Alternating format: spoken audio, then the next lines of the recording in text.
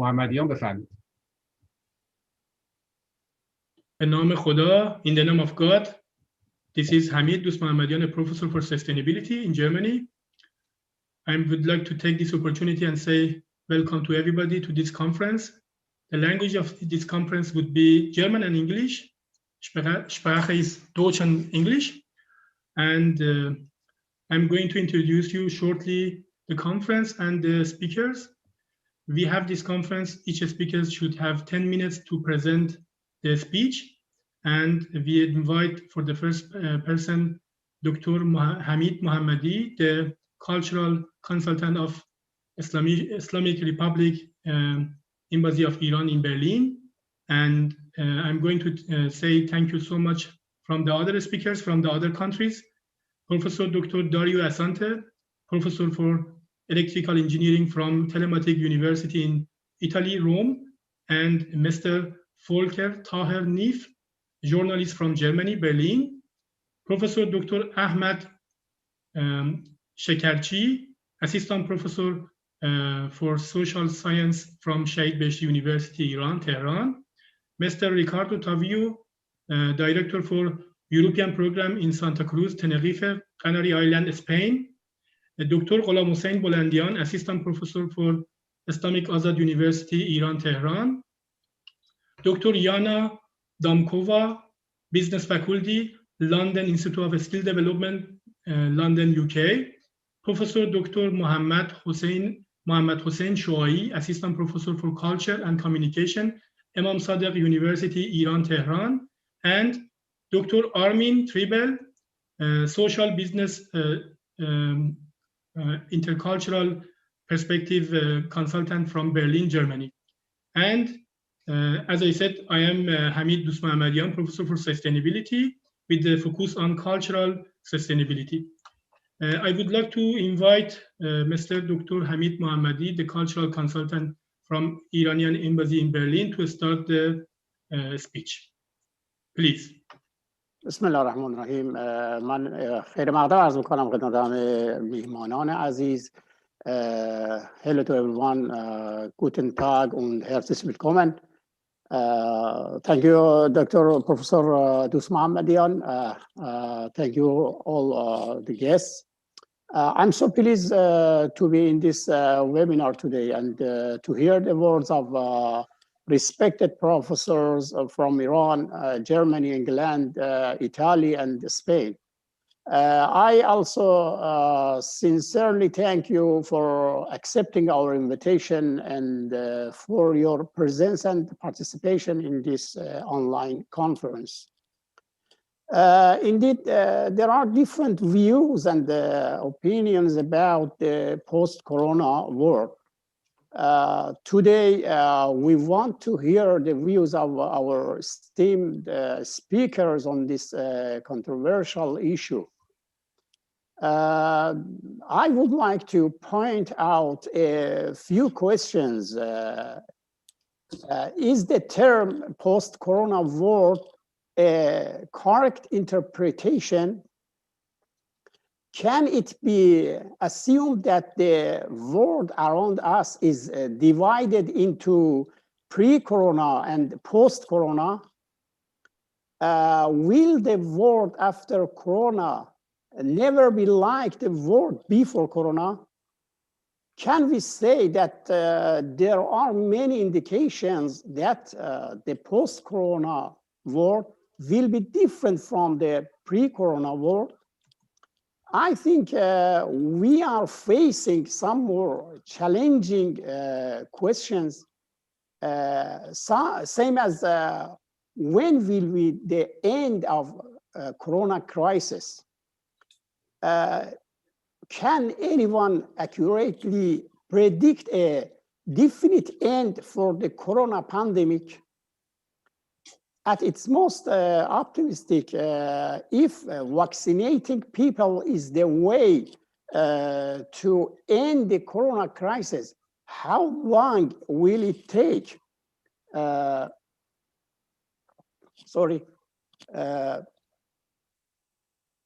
does vaccination protect people against a new mutation in the coronavirus?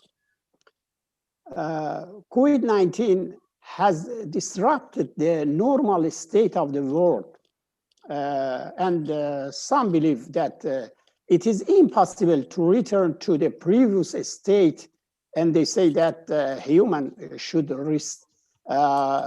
reconsider their lifestyle and outlook on the world and nature.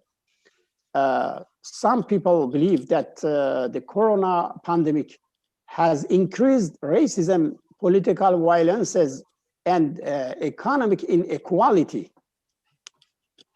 This pandemic will speed up some changes, and lifestyle is one of these changes. While many businesses have gone bankrupt because of corona, the crisis has led to a huge boom in online businesses. Education, as a necessity for future makers, has been shifted from the real world to the virtual world. Is the quality of education in cyberspace similar to face-to-face education? What will happen to education equality? Will the COVID-19 crisis create new opportunities for humans? For sure, there are so many other questions regarding this topic. I mean, the post-corona world. Dear speakers, I would be happy to hear your words and your points of view on this topic that it is currently the most important issue for all people all over the world. Nochmals vielen Dank. Ich freue mich, darauf von Ihnen zu hören, liebe Redner. Thanks again. I leave the stage to Professor Dr. Doost Mohammadian again, and I will listen to your speech. Thank you. Thank you, Dr. Mohammadi, for your nice start. And I still need to share my screen. Is it possible to see my screen now, Mr. Tariqat? Yeah, we see. Yeah, okay. Good afternoon, everybody. And I hope and I wish you so much health and wealth with your family, with your relatives. And I'm going to start my presentation with the name of God. My topic would be the world behind the contagion caused by COVID-19 based on 7 pillars of sustainability impacts through the 5th wave theory, scenarios, technologies, and applications.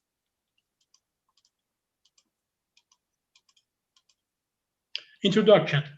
Nowadays, we passed the 1st, 2nd, 3rd, and 4th waves or ages.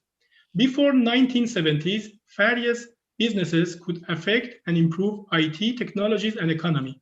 Since we reached the 70s, the IT technologies and the smartness able to change and improve other business, education, and even impact our lives. As Dr. Mohammadi mentioned, we have different impacts and aspects of Corona and post-Corona era.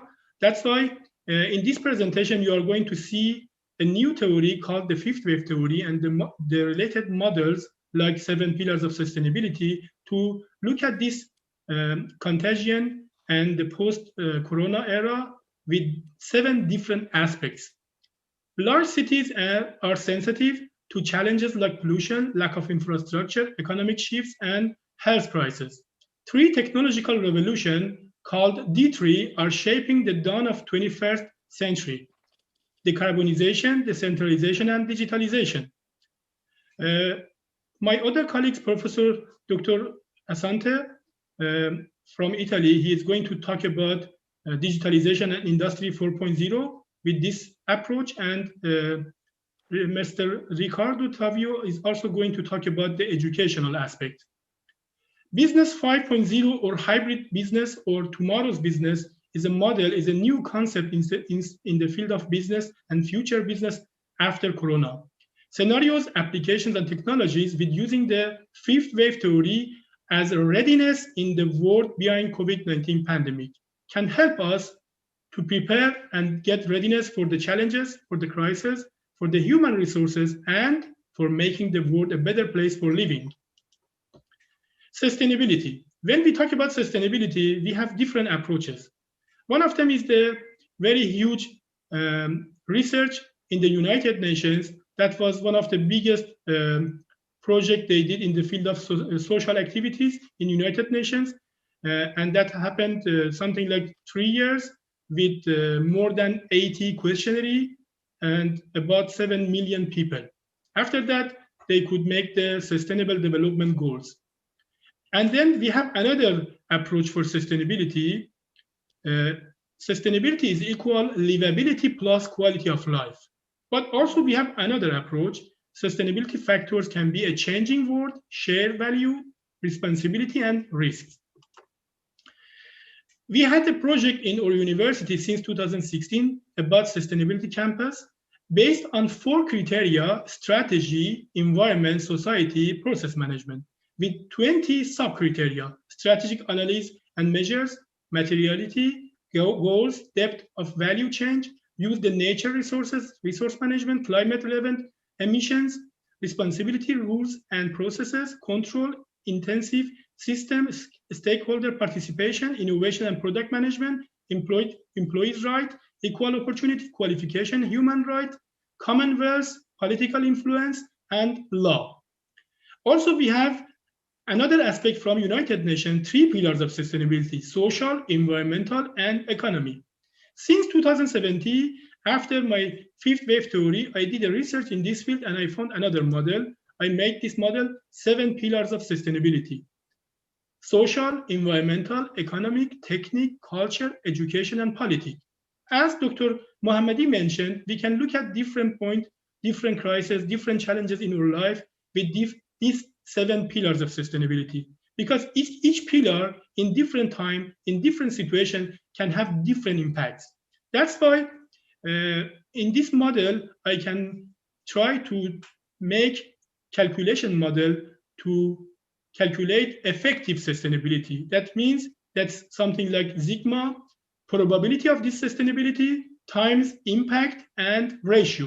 And then we can do a combination of these 7 pillars of sustainability with sustainable development, like livability plus quality of life. The fifth wave theory, the first time I have invented and introduced in 2010, and then I developed until 2017. It's about history of education, history of industries, history of societies, and history of businesses. In this theory, you will see different revolutions from 70,000 years ago, like cognition revolution, agriculture revolution, scientific revolution 500 years ago. And inside scientific revolution, we have industrial revolution 300 years ago. And now we are inside the future of business. 100 years ago, the first business revolution happened, and now we are going to enter to the second business revolution, is about future. And you can see in this model, Society 1, when we had hunting society, Society 2.0, agriculture society, Society 3.0, industrial society, Society 4, information society, and now we have Society 5, a new concept from Japan, super smart society. But in my theory, we are talking about the future of Society 5, and I call this tomorrow's society or Society 6.0. I have already established a special issue in this regard in one of the MDPI journals called Urban 6 and the Fifth Wave Theory. It's about tomorrow's society. In this area, we have KTB model with the focus on knowledge, technology, and business. You can see in this model with 3 aspects. In this cube, you have knowledge, technology, and business. If you want to talk about future of business or future revolution of business, we need to focus on these 3 factors. And another theory is sustainability plus theory. Is related to the fifth wave theory with the combination of 3 aspects like open innovation, sustainability, and future of 4 smart high technologies like IoT, digitalization, smartness, and ubiquitous with different cultural aspects. Because when we talk about digitalization, that means the Western aspect, and when we talk about ubiquitous, is non-Western aspect because it's from Japan and South Korea. The world after Corona.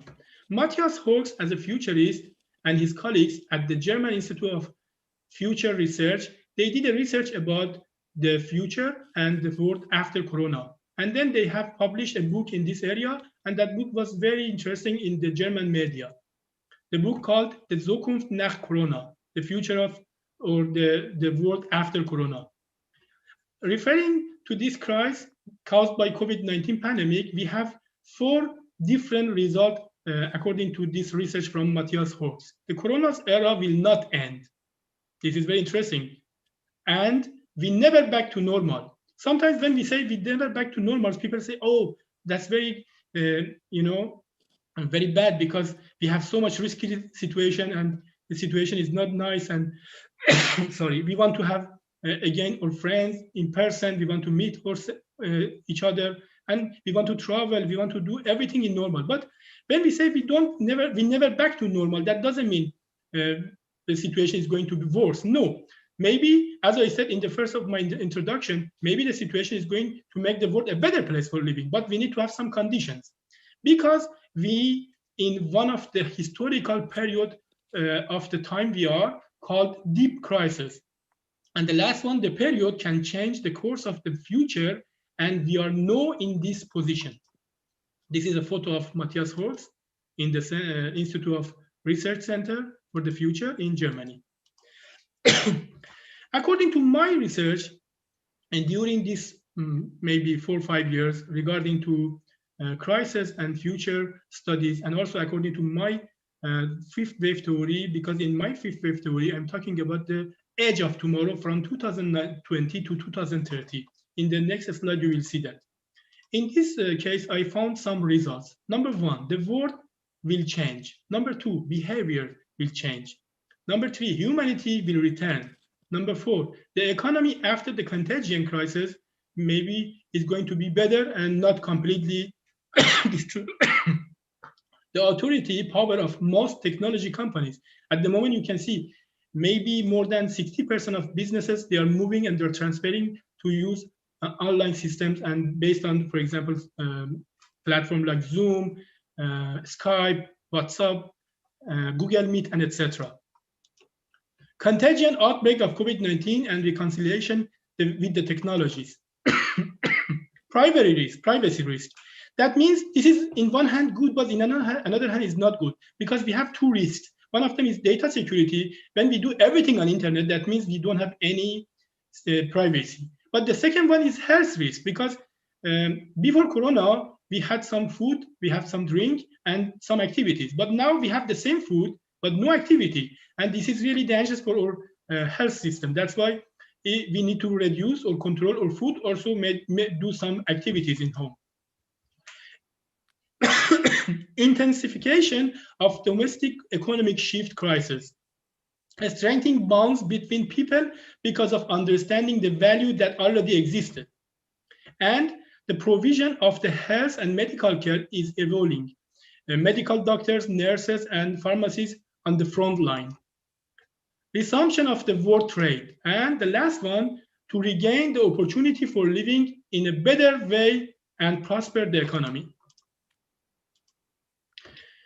The contagion caused by COVID-19 did not change the direction, but changed the speed. That means we have already started to have e-learning, online learning, online activities, but the speed was not so fast. But the coronavirus, the COVID-19, could be a very, very pressure to us to make us so fast. After the 1970s, the post-industrial era, according to Elvin Toffler book in 1970s, a series of events took place in the world, especially in the last 20 years. Why, when, how did this happen?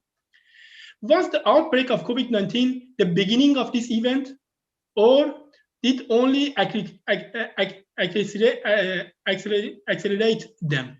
I have a book, I'm writing a book about this case, about the 5th wave theory, and in this book, I'd say the coronavirus is like a super accelerator, because this coronavirus push us to go to further step. The contagion caused by COVID-19 based on the theories of algebra and the cycle of history, it acted like a super accelerator, forcing the world to experience and slowly evolving future overnight, based on the fifth wave theory book. And according to this, all businesses in different aspects, they must be faster, more available, more user-friendly, cheaper, and most importantly, changeable.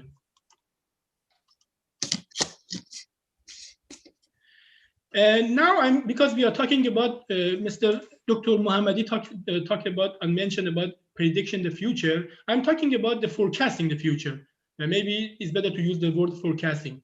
This is the forecasting from Dieter Zitsche, the CEO of Benz company in 2017. He said, Ben's most important competitors in the future are debt, taxes, and mobile applications. He said today, Ben's competitors are not car companies, but Apple, Google, Cisco, and mobile applications are our main competitors.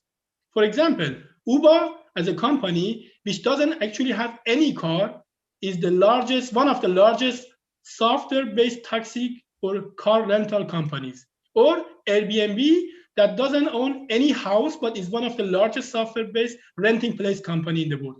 For example, in Iran, we have the same example for companies like Tapsi, Snap, or Fast Food. They completely destroyed the business from the traditional car rental companies or restaurants. There will be an 80% reduction in shipping and transformation or transport, because he said in the future, most of the people, they are going to reduce moving. But you can see because of Corona, because we have to do everything home office, at home, online, then maybe more than 50% of people, they are at home, and that could be something like 50% reduction of transportation and shipping. That's one point is bad and one point is good, because of this, we don't need to waste our time in traffic. We don't need to make pollution for the climate. Also, he said, as a result, we will see an 80% reduction in transportation, and insurance company will go bankrupt for two reasons. Number one, reduction of transportation activities. Number two, artificial intelligence can help forecasting the future. And when we have forecasting the future with artificial intelligence, maybe we don't need, or we need less insurance. Artificial intelligence, along with new information system, can help also for farmers to provide 99% information correctly about water consumption, modern agriculture, and replace instead of traditional high-cost agriculture. Digital money or information replace today banknotes or coins. We have at the moment Bitcoins. That's something Mr. Zitsche forecasted in 2017. And finally, tourism and hotel is one of the only physical businesses will grow in the future. And you can see at the moment, in this case, tourism and the hotel business, they got so much problem and attack from the COVID-19. I'm going to introduce you another research in UK, in London. This research is talking about the biggest risk in society in next 2 years. The result of this research was in the first half of 2020 in UK, because they say we are going to a new paradigm, not back to the time before of contagion. And maybe we can make the world a better place of living, or maybe worse. In this research, they did 347 questionnaires in different areas, and they found the most likely risk to society was the economic damage caused by COVID-19 virus, as millions are forced out of work or forced to stay home. They had 31 risks has been grouped into 5 major categories. Number one, economy with 10 risks, social with 9 risks, geopolitical with 6 risks, technological 4 risks, and environmental 2 risks. After that, the greatest concern for the world from COVID-19 was 3 points. In particular, concerns around another disease outbreak focused highly at 40%. That means in first half of 2020 in UK, after this research, they found maybe 40% we are going to have a new virus. And you can see since December 2020, we have the new virus we call UK Corona or COVID-19 UK version. And tight cross-border movement came in 34%. On the bright side, many experts also are looking to the recovery, recovery plan. This is, in one hand, is good, in one hand, is not good, as an opportunity for great reset of a global system. Because when we look at globalization in this case, in one hand is okay, but in one hand can be, just excusing to do something else. Today's challenges and tomorrow's crisis chain. In my theory, I make a chain from the crisis chain. And I said, if you want to make the world better place for living in the future, we need to, not let the chain happen. We need to separate them. The first, the first one is contagion of COVID-19. The second one is health crisis, mental and physical. The next one could be educational risk, as Dr. Mohammadi mentioned. Next one is economic shift or research. Next one is cultural risk. Next one, risk of social problems and medical health and welfare. Next one is technological risks. Because when we are completely dependent on technologies, then if something happened, we are out of plan. Because we had so many stories, so many science fiction films and books about this case. For example, I'm going to remind you Jurassic Park. They make very interesting, innovative project to make a park with dinosaurs, but they could not control them. Then everything was in another case. That's why technological risk is also very important. Political risks, and Dr. Bolander is going to talk about this topic. Environmental risk, risk of consequences of events they were never made public, and the other risks. That's why if this chain happened, we are going to have a big problem. That's why we need to help each other to separate these chains. Mr. Mohammadi discussed about forecasting the future. Now I'm going to forecast the future in this slide. Now we are facing with the risk of contagion COVID-19. Next one would be maybe crisis of contagion of other biological attack. Next one is risk caused by economic shift. And next one is a little bit higher and bigger, crisis caused by recession. Maybe in 2022, this happened to us. We need to prepare for ourselves. Next one is high greenhouse gases emission and climate pollution. Next crisis is crisis caused by climate change. Technology crisis, we already discussed about this. And the biggest one is the most dangerous one is biodiversity collapse. This is really dangerous and we need to prepare ourselves for this, because if this happens, we don't have any solution and we are going to end our life. Crisis management process and strategy. According to this fifth wave theory, we have, I'm going to finish my presentation in 2 minutes. A step for providing healthcare and medical services, tolerance, a step to achieve stability, a step to regaining the opportunity to live again and prosper the economy, a step to forecasting, preventing, and post-epidemic exposure, and recovery and reconstruction step. For this, we have two strategies, content-oriented strategy and process-oriented. For process-oriented strategy, we have 5 different levels: a strategy for sustainability and continuity of operation of business, business modernization strategies, business model innovation strategies, new business development strategies, and integrated strategies with the help of innovation sustainability theories like fifth wave or sustainability plus theories. Thank you for your attention. And I would like to ask the next speaker, Professor Dr. Asante from the University of Telematic, Rome, Italy, to start his presentation. Professor Asante, please, 10 minutes. Thanks a lot. Thanks a lot, Professor Doost. Thanks a lot for the invitation. Second, share my presentation.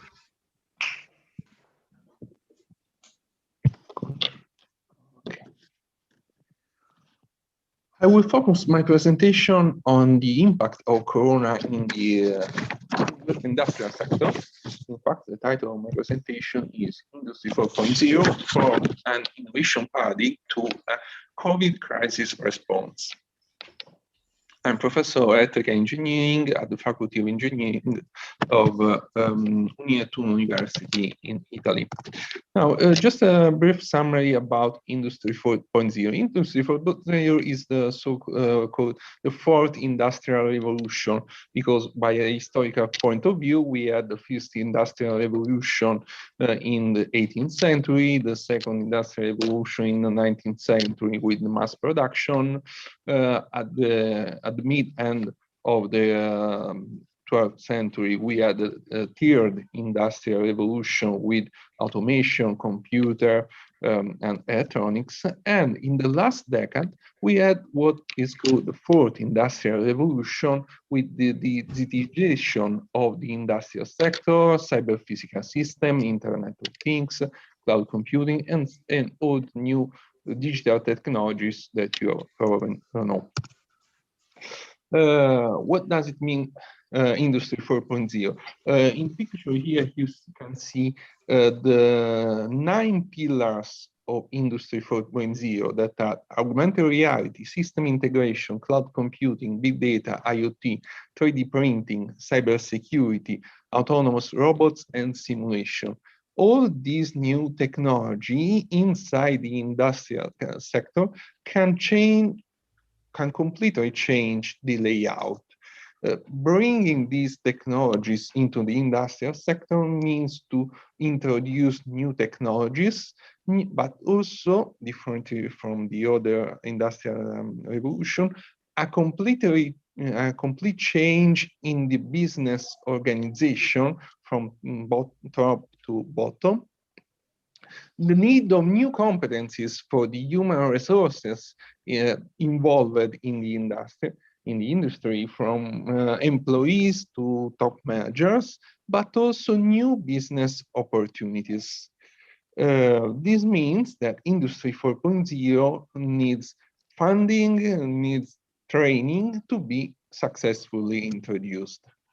Taking into consideration these aspects, almost all the industrialized countries has created national policies supporting the adoption of Industry 4.0. Here I have found a map in Europe where you can see that almost each country has adopted a specific policy for the implementation of Industry 4.0 in its own country, and it's possible to find similar examples in the US or in Japan.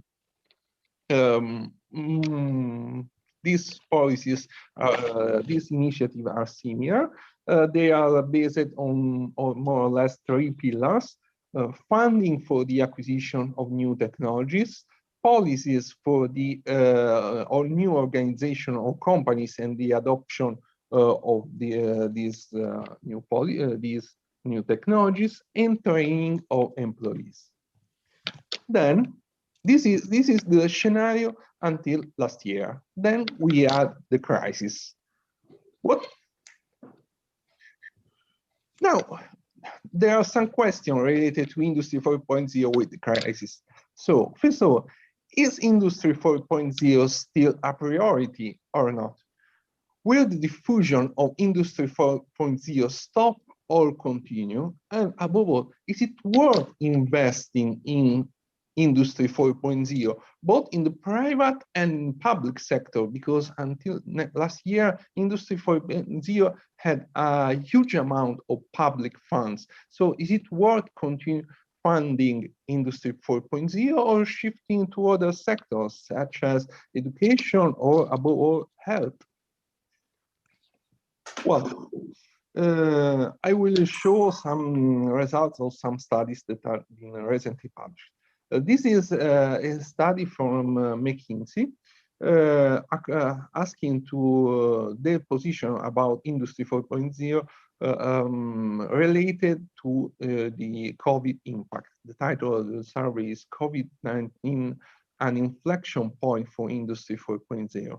Well, different from what expected, 94 of the leaders of these companies say that Industry 4.0 helped companies keeping their operation running. Because Industry 4.0 makes a company smarter, but also more flexible, so also more capable to adapt to crisis. In fact, 76% says Industry 4.0 was essential to respond to the crisis. And one of the main results of the survey is that Industry 4.0 leaders are already reaping the reward of their pre-pandemic investments. This means that there was a gap that is making bigger between the company that already shifted to Industry 4.0 and the companies that didn't adopted such a paradigm yet. At the moment, in the company, it's possible to see three different scenarios. There is a group of companies that has already bought Industry 4.0 use case to a scale before COVID-19.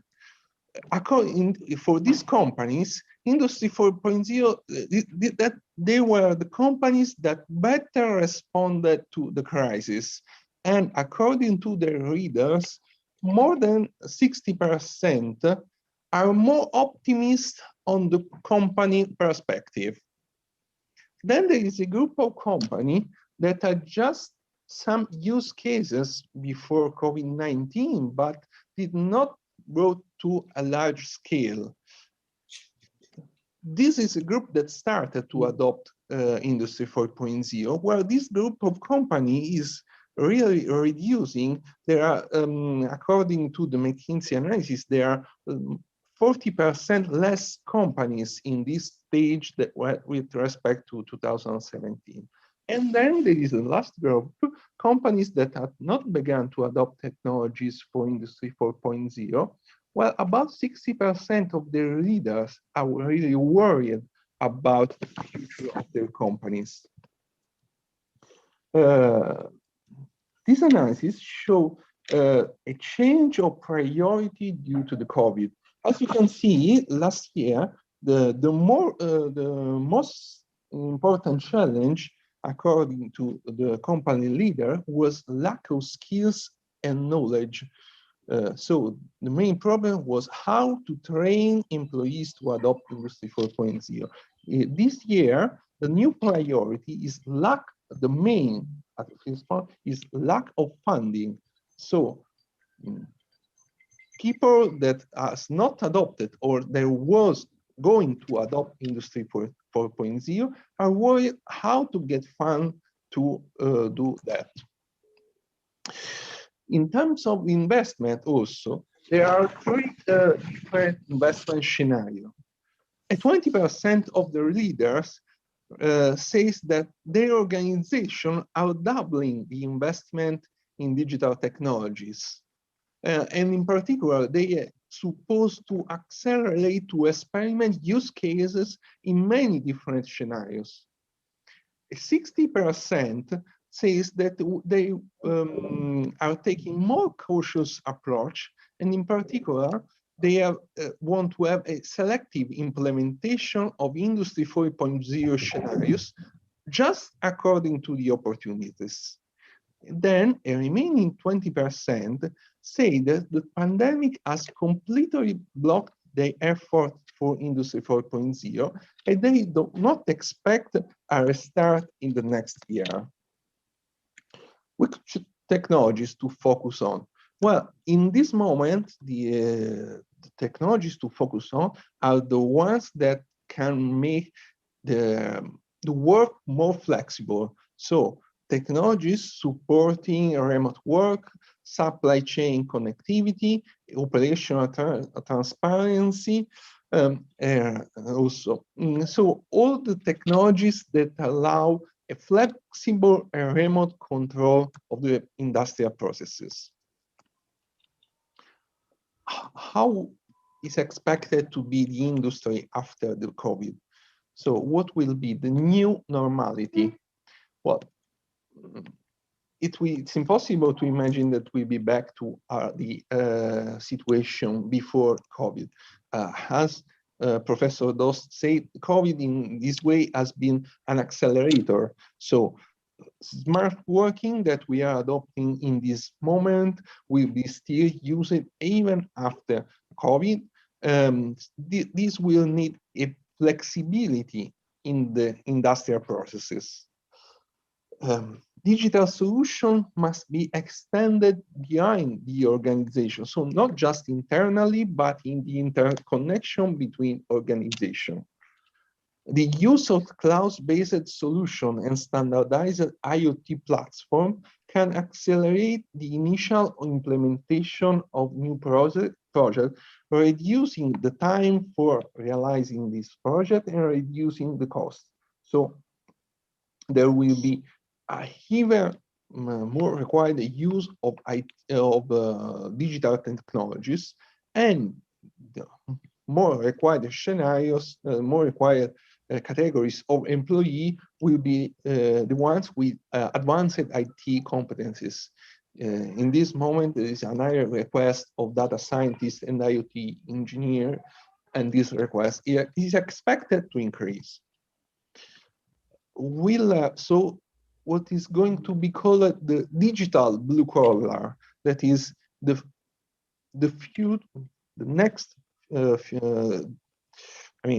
employee in the next future. He operates in a physical environment, that is an environment that is both physical but also digital. He works not directly on the creation of the product. He interacts with the process. Then it's the process that is fully digitalized and work on the project. He needs to have both IT and manufacturing skills. Manufacturing skills alone are not enough. And finally, he needs a continuous training. If we look at, we started to work on Industry 4.0 about 6 years ago, and I have to say that every year we see new technologies, new applications, new trends that can be introduced into the company, and so it's not possible to get an employee that has some knowledge and that's enough. It's necessary to introduce a continuous training in the company. So in the conclusion, 2 recommendations, one for the companies and one for, let me say, the politicians. For the companies, the COVID crisis has been an asymmetric crisis. There have been several sectors that have been badly damaged, like, for example, the tourist sector. Others had almost no damages. Let me think to the public sector. Others, in some cases, had benefits. There are some sectors of the manufacturing industry that increased their production during COVID, so they had benefit.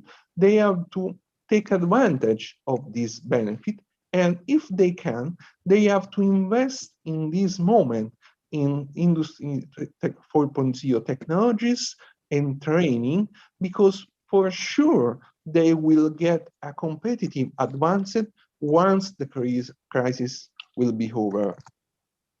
And about the policymakers, Industry 4.0 is proving to be an instrument thanks to which smartest companies have been able to face and respond to the crisis. So the companies that are surviving are most of the companies that are surviving are the smartest, the most digital, the one that have adopted Industry 4.0. So each governor is making recovery plans for COVID and post-COVID situation. A government must keep Industry 4.0 as a pillar of their industrial policies, confirming and eventually increasing their investment in the recovery plans. Thanks a lot. Thank you so much, Professor Asante, again, for your very interesting topic presentation. As Dr. Mohammadi mentioned, the combination of this knowledge from different aspects to view to Corona and post-Corona era can help the policymakers and companies to have some future scenarios to face, prevent, and forecast the future of business and situation. Thank you. Now I'm going to invite Dr. Gholam Hossein Bolandian, the former Interior Vice Minister of Iran and Assistant Professor for Political Science at Islamic Azad University, Iran. Please. Now I'm going to share his file. Dr. Bolandian, if you can hear me, please make your microphone on and camera and then start.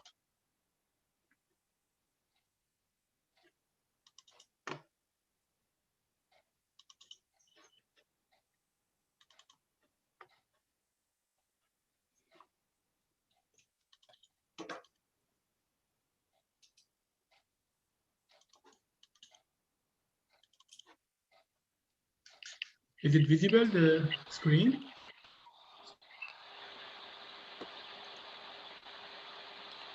That's good.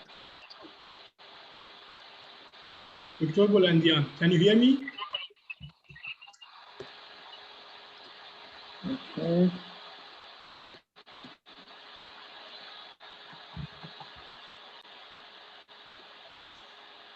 We have some noise. If you make off your microphones, that would be great because of the noise. Thank you.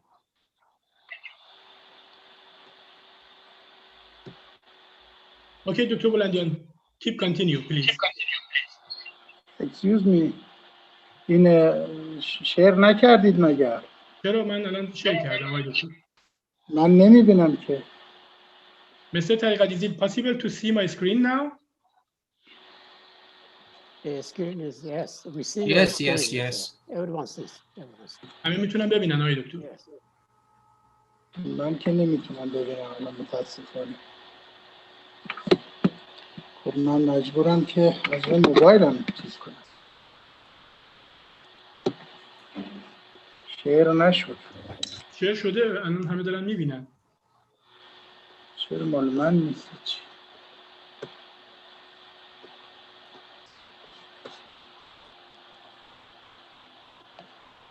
جناب آقای طریقت امکانش هست ایشون نتونه ببینه فقط ما؟ نه ما داریم میبینیم همه. مشکل کامپیوتر جناب دکتر بلندیان هستش. خب من از روی چی میبینم دیگه. In the name of God, just as Corona has taken over the world today and has been able to create a new phase in the international community with high speed, so will the post-corona effects.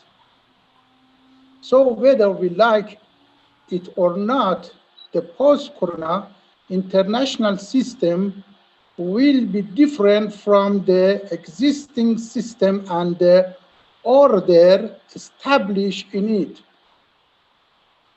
The crisis of corona will transform the existing international system and establish for order more than any other factor by transforming the legitimate political system and the way of good governance beyond liberal democracy based on real people. In the current situation, governments around the world have restrained the global economy and turned to economic nationalism and economic independence. In the current context, the major countries that have failed to contain the COVID-19 outbreak and suffered heavy casualties have been Western democracies with high level of public trust in government and the media. The leader of these countries instinctually denied the severity of this problem and were unable to control the masses of their people because their people were more aware of their rights than they were aware of their responsibility in this crisis, and often to their government and media they didn't have much trust.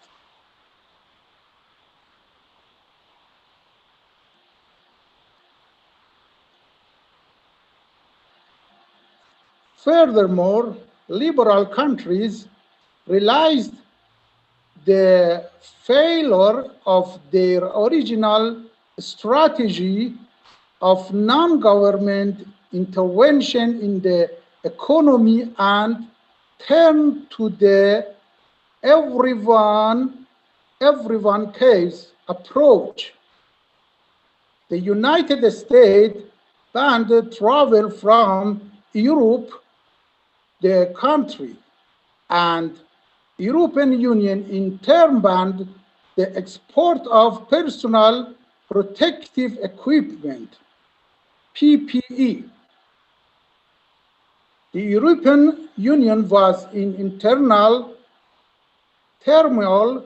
Personal protective equipment, aided by Italy, disappeared in Germany, and Hungary and Poland received a larger share of and for the coronavirus, while Spain and Italy didn't receive anything.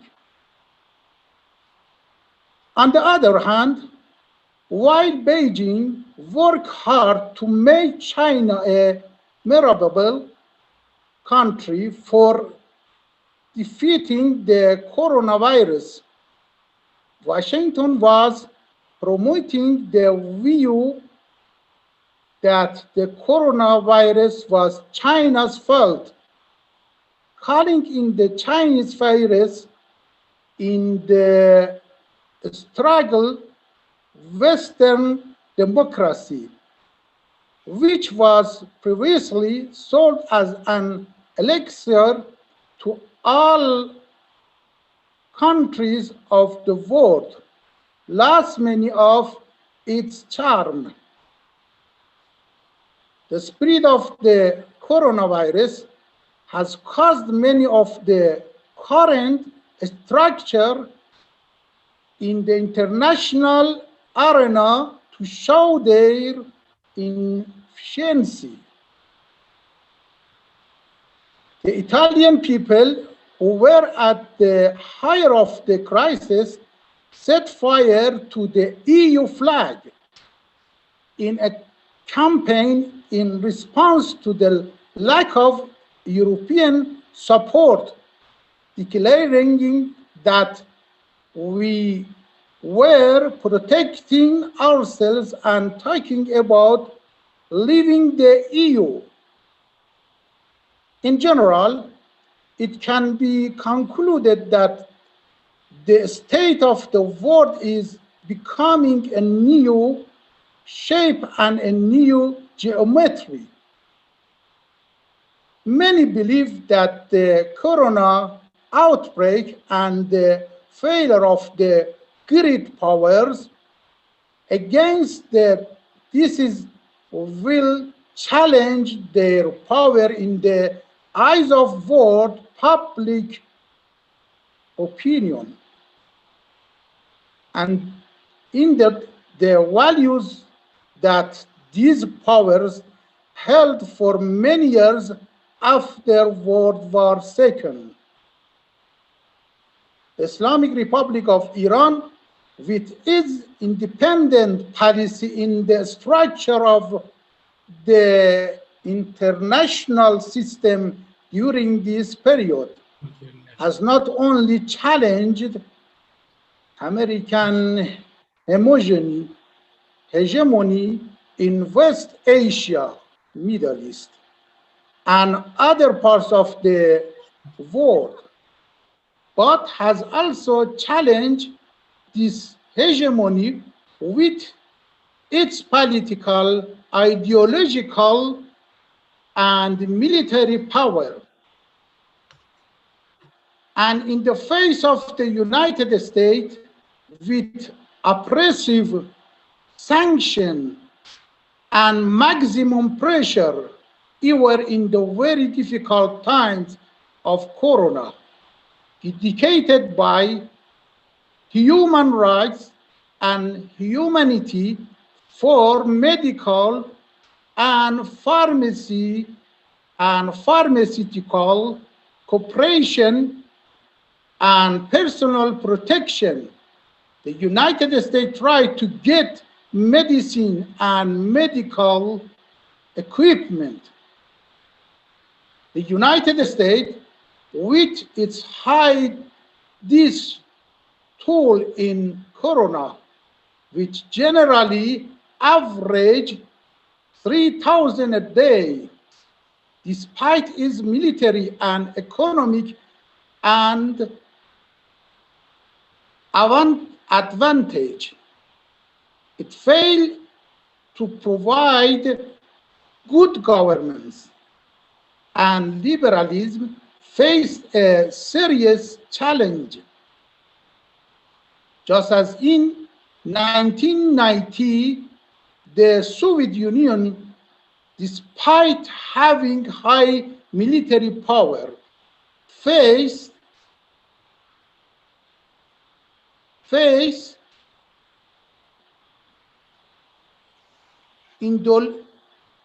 ideological and economic challenge and collapse. According to forecast, China will get a 23% share of the United States, 18% share of the world economy. So the United States will no longer be the dominant economic power. In general, in the post-COVID era, we can see various developments in the field of politics and international security, including, number one, pattern of hostility and friendship in international relations will change. Number two, positive interaction in the East between Iran, China, and Russia will increase. Number three, authoritarianism in increasing in the domestic of West Asia countries. Number four, the policy of maximum United States and European pressure on the Islamic Republic of Iran will continue indirectly with the aim of removing Iran from the axis of power in the Middle East and the resistance. Number five, the acceptance of refugees and immigrants will decrease sharply.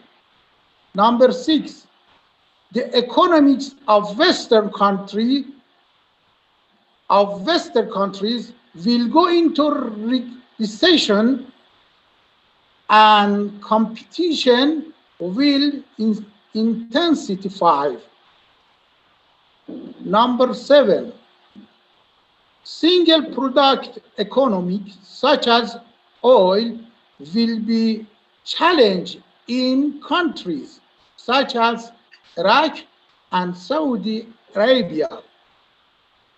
Number eight, in the United States, Biden is trying to take advantage of the Trump administration's achievements in putting maximum pressure on Iran and selling arms to the Persian Gulf states.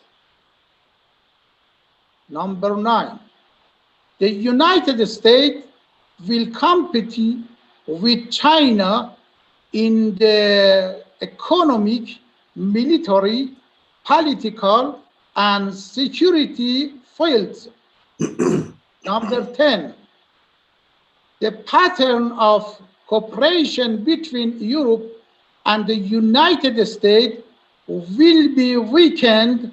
The pattern of competition between them will be estranged, and the gap between the two sides of the Atlantic will deepen. Number 11,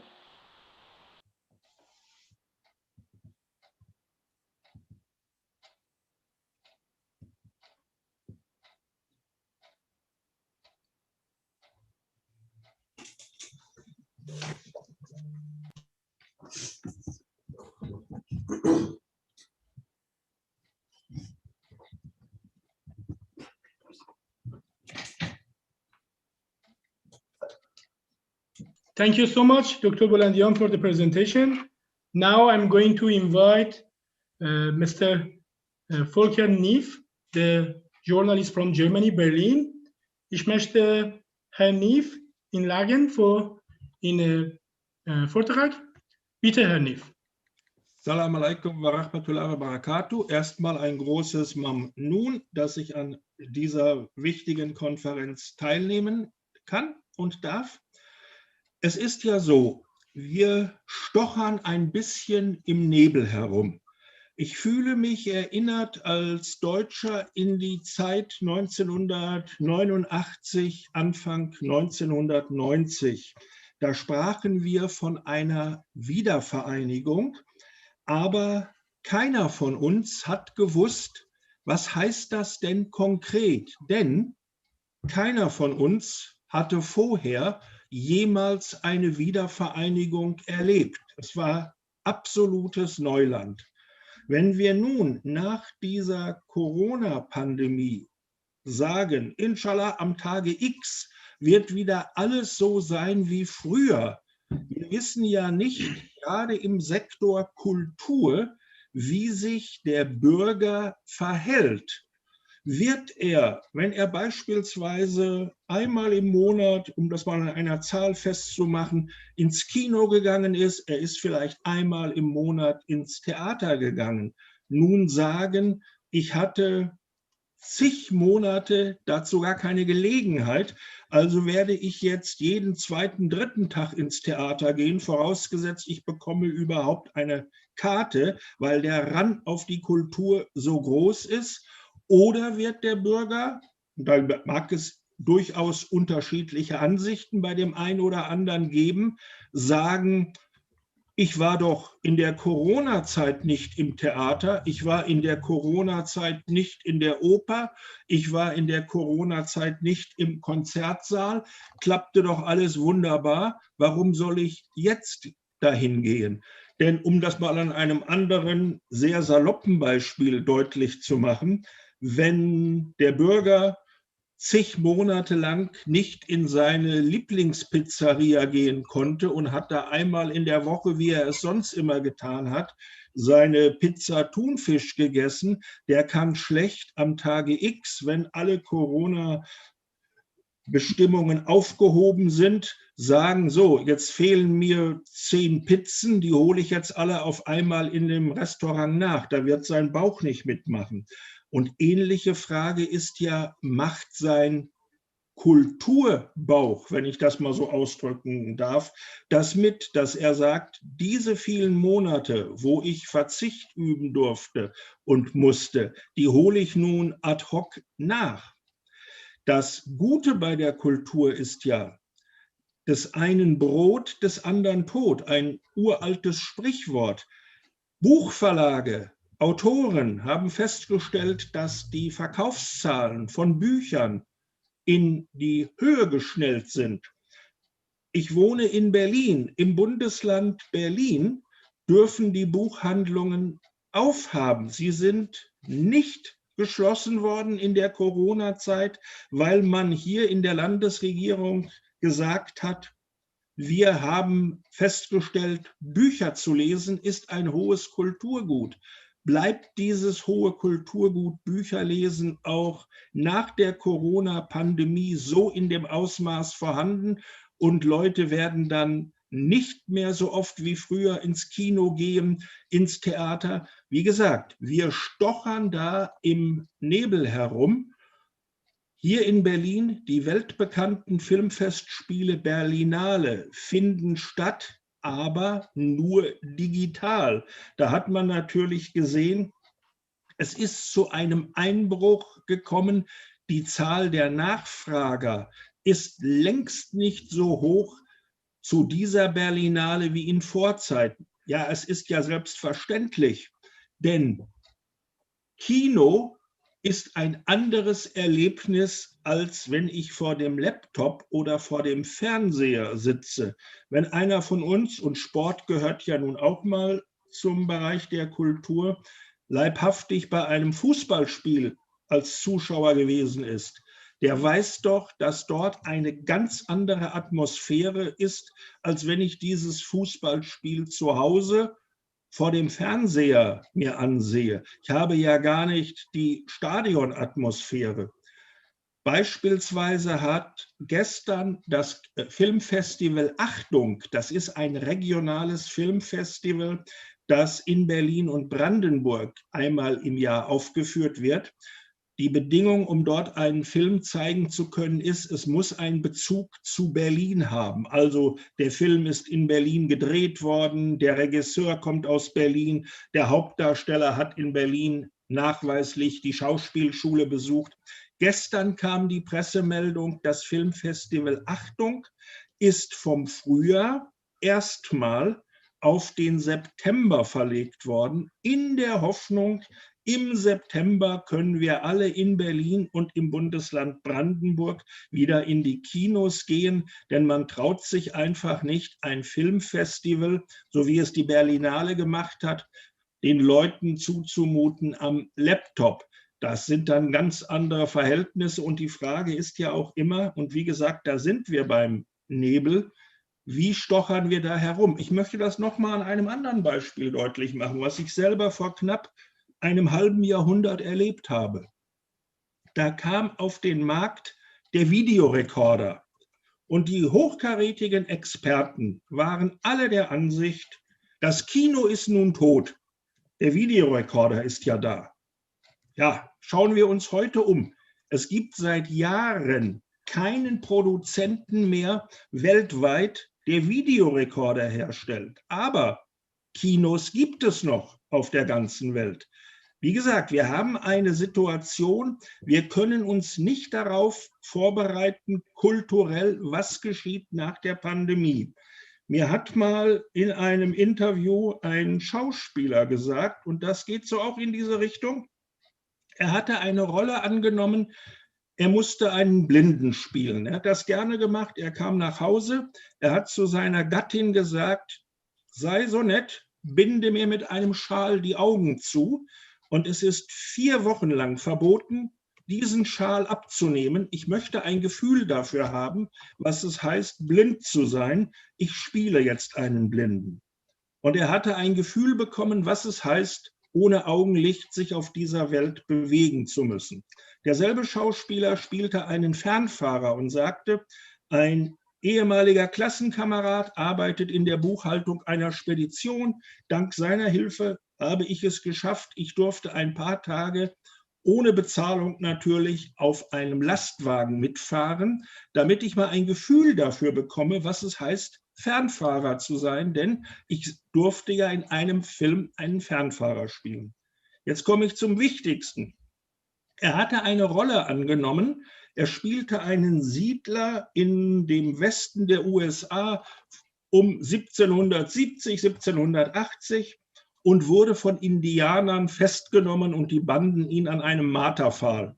Und am nächsten Tag sollte er geköpft werden. Da hat er gesagt, das war für mich die schwerste Rolle meines Lebens, denn Ich bin noch nie geköpft worden. Wie willst du dich als Schauspieler darauf vorbereiten, du wirst morgen von Indianern geköpft? Du kannst dich darauf vorbereiten, wenn du einen Herrn spielen sollst, der ein Handicap hat und fährt im Rollstuhl. Du setzt dich ein paar Wochen im Rollstuhl und weißt in etwa, was es bedeutet, ein Handicap zu haben. Aber auf so etwas kannst du dich nicht vorbereiten. Und du kannst dich auch nicht 100%ig darauf vorbereiten, was bedeutet es, wenn die Pandemie zu Ende geht. Ich habe gestern als Journalist, das ist ja alles öffentlich, eine Mitteilung bekommen von der Frau Bundestagsabgeordneten Motschmann. Ich darf das mal zeigen, so sieht es dann in etwa aus. Das ist eine Dame, die die größte Partei im Deutschen Bundestag als medienpolitische Sprecherin vertritt. Und die Bundestagsabgeordnete Motschmann war 2017, das zeigt ihren Stellenwert, Spitzenkandidatin der CDU im Bundesland Bremen bei den Wahlen. Die Dame sagt, die Kultur muss wieder auf die Bühnen. Ohne Kultur kein Leben in den Städten und auf dem Land. Deutschland ist eine Kulturnation mit einer einzigartigen Kulturlandschaft. Sie zu erhalten, ist unsere Pflicht. Nach einem Jahr Dauer-Lockdown befindet sich die Kultur in einer Dauerkrise. Besonders die freien Institutionen, die keine oder nur geringe staatliche Förderung bekommen, stehen vor dem Abgrund bzw. vor der Insolvenz. Solo-selbstständige Künstlerinnen und Künstler fliehen in andere Berufsfelder, um überhaupt in der Lage zu sein, sich selbst und ihre Familien zu ernähren. Ein Orchestermusiker möchte sein Instrument in die Hand nehmen und ebenso wie ein Schauspieler oder Sänger nicht nur im heimischen Wohnzimmer auftreten, sondern auf der Bühne. Ja, es geht noch weiter, aber gestatten Sie, dass ich nicht alles zitiere. Die Bundestagsabgeordnete, und das mal zur Anmerkung, Frau Abgeordnete Motschmann stammt aus derselben Partei wie unsere Bundeskanzlerin, Frau Dr. Angela Merkel, hat ja hier schon alles beschrieben.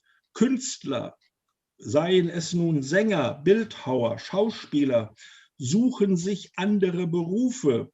Kurz gesagt, andere Jobs, um überhaupt zu Geld zu kommen, weil ja natürlich die laufenden Kosten wie Miete, Lebensversicherung, Handyvertrag, die Kinder haben vielleicht Nachhilfeunterricht, sind hier und da irgendwie und man braucht Geld, die Kinder werden größer, du brauchst für deine Kinder andere Schuhe, andere Hemden. Wer Vater, Mutter ist, weiß das ja alles. Du selber kannst vielleicht noch sagen, na gut, dann ziehe ich meine Jacke noch ein paar Wochen an. Ich gehe ja sowieso kaum raus, aber Kinder, die wachsen nun mal. Du kannst ja in der Corona-Zeit deinen Kindern nicht sagen, bitte wachse nicht, ich habe im Moment gar kein Geld für irgendwelche anderen Sachen für dich. Das ist ja nun mal so, dass dieses auch alles weitergeht. Wir müssen begreifen, Kultur ist wie die Luft zum Atmen. Der Brecht hat einmal gesagt, Kultur ist nicht alles, aber ohne Kultur ist alles nichts. Wir brauchen die Kultur. Was sind wir ohne Kultur, ohne Bücher, Theater, Oper, Musical? Das fängt auch damit an, dass, wenn ich jetzt hier mit dem Kulturbereich der Islamischen Republik Iran zu tun habe, viele Menschen aus dem Iran werden, egal wo sie leben, ob sie in Deutschland leben, Belgien oder wo auch immer, auch noch mal gerne zu einem Buch, zu einer Zeitung greifen, eine Radiosendung hören, die in Farsi ist, weil diese Sprache ist natürlich auch ein Teil ihrer Kultur. Und wenn Sprache untergeht, Sprache auf der Bühne, Sprache beispielsweise im Radio, weil Hörspiele nicht mehr produziert werden, weil eben einfach ein Radiosender sagt, wir können nicht 10, 11 Schauspieler zusammenbringen. Das geht nicht, das Studio gibt das nicht her, wir müssen einen Mindestabstand haben. Du musst andere Stücke spielen als die Stücke, die du vorher gehabt hast, ist das natürlich auch schon eine Einschränkung. Beispielsweise, wenn wir hatten ja nach dem ersten Lockdown die Möglichkeit, dass unter bestimmten strengen Auflagen gespielt werden durfte auf Bühnen. Du hattest dann bei einigen Theatern gesehen, links waren 2 Plätze von dir frei, rechts waren 2 Plätze von dir frei. Und der Regisseur hat gesagt, ich muss ein anderes Stück spielen. Bei dem einen Stück hätten in einer Szene oder in mehreren Szenen dieses Stückes 8 Schauspielerinnen und Schauspieler auf der Bühne stehen müssen. Das kriege ich dank vorgeschriebener Sicherheitsabstände ja gar nicht hin. Also habe ich ein Stück ausgewählt, wo maximal 3 Leute auf der Bühne stehen. Da kann ich dann den Sicherheitsabstand immer einhalten. Es ist ja nun so, die Kultur wird verlangt, sie wird gebraucht. Aber, und das ist das große Fragezeichen, das im Grunde niemand von uns beantworten kann, da müssen wir einfach abwarten, wie wird der Einzelne sich verhalten, sobald wir keine Corona-Beschränkungen mehr haben? Wird es einen Run auf Kino, Theater geben? Oder werden die Leute sagen, wir halten uns zurück? Es ging ja auch vorher, also im Lockdown so. Alles andere wäre irgendwo Hellseherei und die ist nun mal Haram. Und wir können da auch wirklich nur sagen, wir müssen abwarten, was sich tut. Es wäre ja aber auch schade, wenn nun, nochmal angeknüpft an die Aussage der Frau Bundestagsabgeordnetin Motschmann, jetzt ist der Konzertmusiker beispielsweise in einem anderen Berufsfeld tätig. Er arbeitet im Supermarkt an der Kasse und sagt, naja, jetzt habe ich mich dran gewöhnt, dann gehe ich nicht ins Orchester zurück, hier verdiene ich mein festes Geld. Ich habe nicht mehr die Problematik wie früher, dass ich als freier Musiker mich anbieten muss, vielleicht mehrere Monate lang ohne Engagement bin und dann vom Gesparten leben muss. Und wenn dieser Musiker fehlt und jener Musiker, sagt vielleicht ein Orchester, dann können wir unseren Betrieb gar nicht mehr aufrechterhalten. Da wäre es auch ein Stochern im Nebel. Gehen die Künstler, die jetzt nicht mehr im künstlerischen Bereich tätig sind, in ihren Bereich zurück und werden dann auch dort wieder auftauchen. Wenn der einmal weg ist und hat sich an das andere Leben angepasst, weil er da einen festen Vertrag hat oder weil man ihm sagt, wenn du uns hier im Supermarkt verlässt, wenn du uns hier im Boot... Herr Neef, können Sie bitte in 1 Minute fertig machen? Gerne. Dann bist du leider, dann hinterlässt du hier eine Lücke. Also da heißt es einfach, und da kommen wir zum Schluss, abwarten. Wir wissen nicht, was passiert. Wir können nur hoffen, dass die Kultur wieder in die Bahnen kommt wie früher. Mamnun, oder Hafis.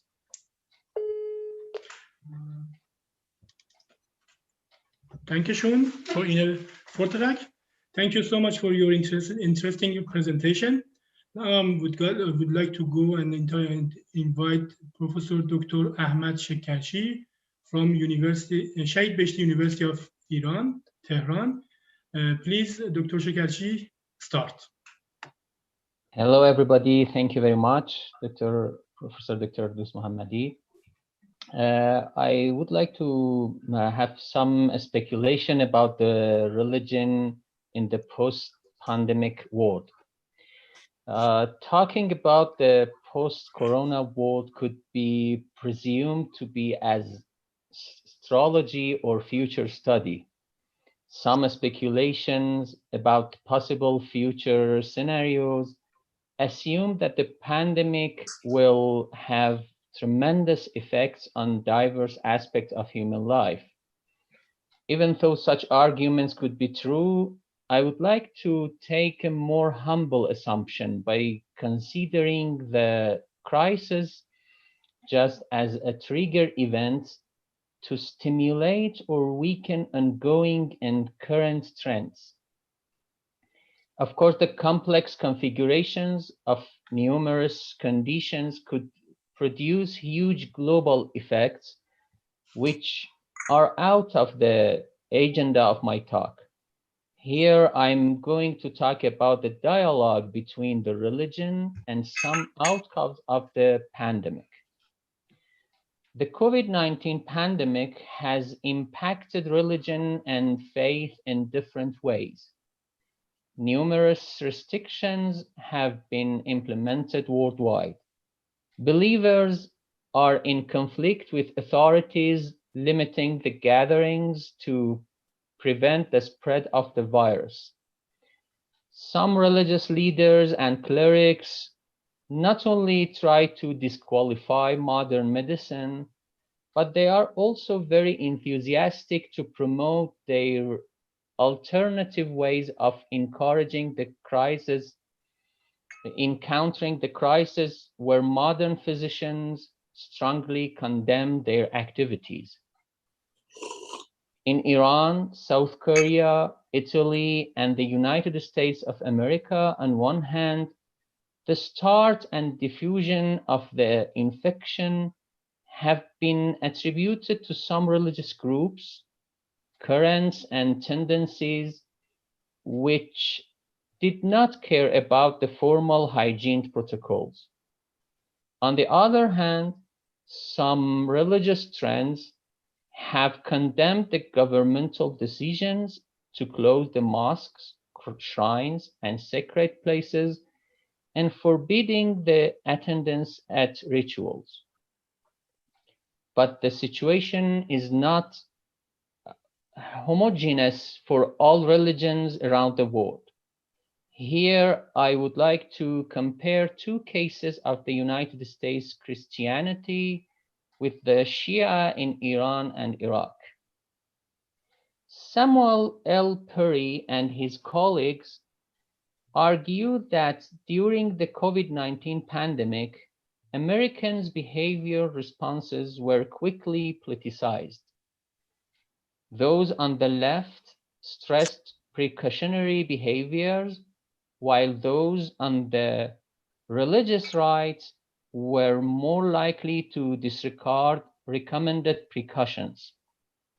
They proposed the far-right response was driven less by partisanship or religiosity per se, but rather by an ideology that connects disregard for scientific expertise, a conception of Americans as God's chosen and protected people, distrust for new media, and allegiance to Christian nationalism. Analyzing panel data collected in the thick of the COVID-19 crisis, they found Christian nationalism was the leading predictor that Americans engaged in cautious behavior like eating at a restaurant, visiting family or friends, or gathering with 10+ persons, though not attending church. And was the second strongest predictor that Americans took fewer precautions like wearing a mask or sanitizing and washing one's hands. Religiosity, in contrast, was the leading predictor that Americans engaged in more frequent precautionary behaviors. Their findings document that Christian nationalism, not religious commitment per se, undergirded the far-right response to COVID-19 that disregarded precautionary recommendation, thus potentially worsening the pandemic. The scene is different and more complex in Shiite framework of Iran and Iraq, with only slight similarities to the US case. The Shiite response was more religious and cultural than politicized and could be distributed on a scale of more divergent to more convergent trends. The more divergent point is the following of modern medical instructions instead of religious ones deducted from the sacred texts. The alternative religious medicine has been promoted by some clerics and their institutions, which have had indirect formal support during the last 2 decades. By the emergence of the virus infection, especially from the city of Qom, the second sacred city and the basement of the religious seminary in Iran, the followers of Islamic medicine have made extraordinary effort to play a pivotal role in curing the disease and removing the stigma from the city, but gradually lost their medical voice. The second point on the scale is the challenge between the religious institute and the decisions of modern nation state about the restrictions and the protocols to hold the religious rituals and gathering. The tensions have escalated, especially when a comparison has made with other activities which are considered secular. On the convergence side of the scale, there are 2 stages where the religious institute has cooperated in the management of the situation. Firstly, religion has always played a role of the balm for the soul, and regular religious participation is associated with better emotional health outcomes. The surveys show that this function of religion has increased recently. Secondly, the cleric associations, together with the NGOs, delivered some social services, such as ablution and burial of the dead bodies, based on Islamic Sharia. These 4 steps from divergence to convergence suggest an alternative overview of the interaction of the religion with the pandemic in 2 cases. Based on this comparison, I will follow with the proposal of some hypothetical predictions. First, religious medicine will lose its anticipated importance in the wider community, and it will be limited to very devoted followers who suffer from some conspiracy theory about modern medicine. Second, a double-phase growth of religious behaviors could be anticipated. On one hand, the religious institution will amplify and diversify its social services roles. On the other hand, some networked apocalyptic movements will try to discredit not only the formal, more modern institution of the nation state, but also some establishments of the religious institution itself, and to propose instead identity politics discourses. Thank you very much. Thank you very much, Dr. Shekarchi from Shahid Besh University, Tehran, for your interesting presentation. Now I would like to invite Mr. Ricardo Taviu from Canary Island, Spain, to start his presentation, please. Hello. Thank you very much to all the organizers of the this very interesting event online. I would like to also say thanks to Professor Hamid Doost for this his kind invitation to be part of the event.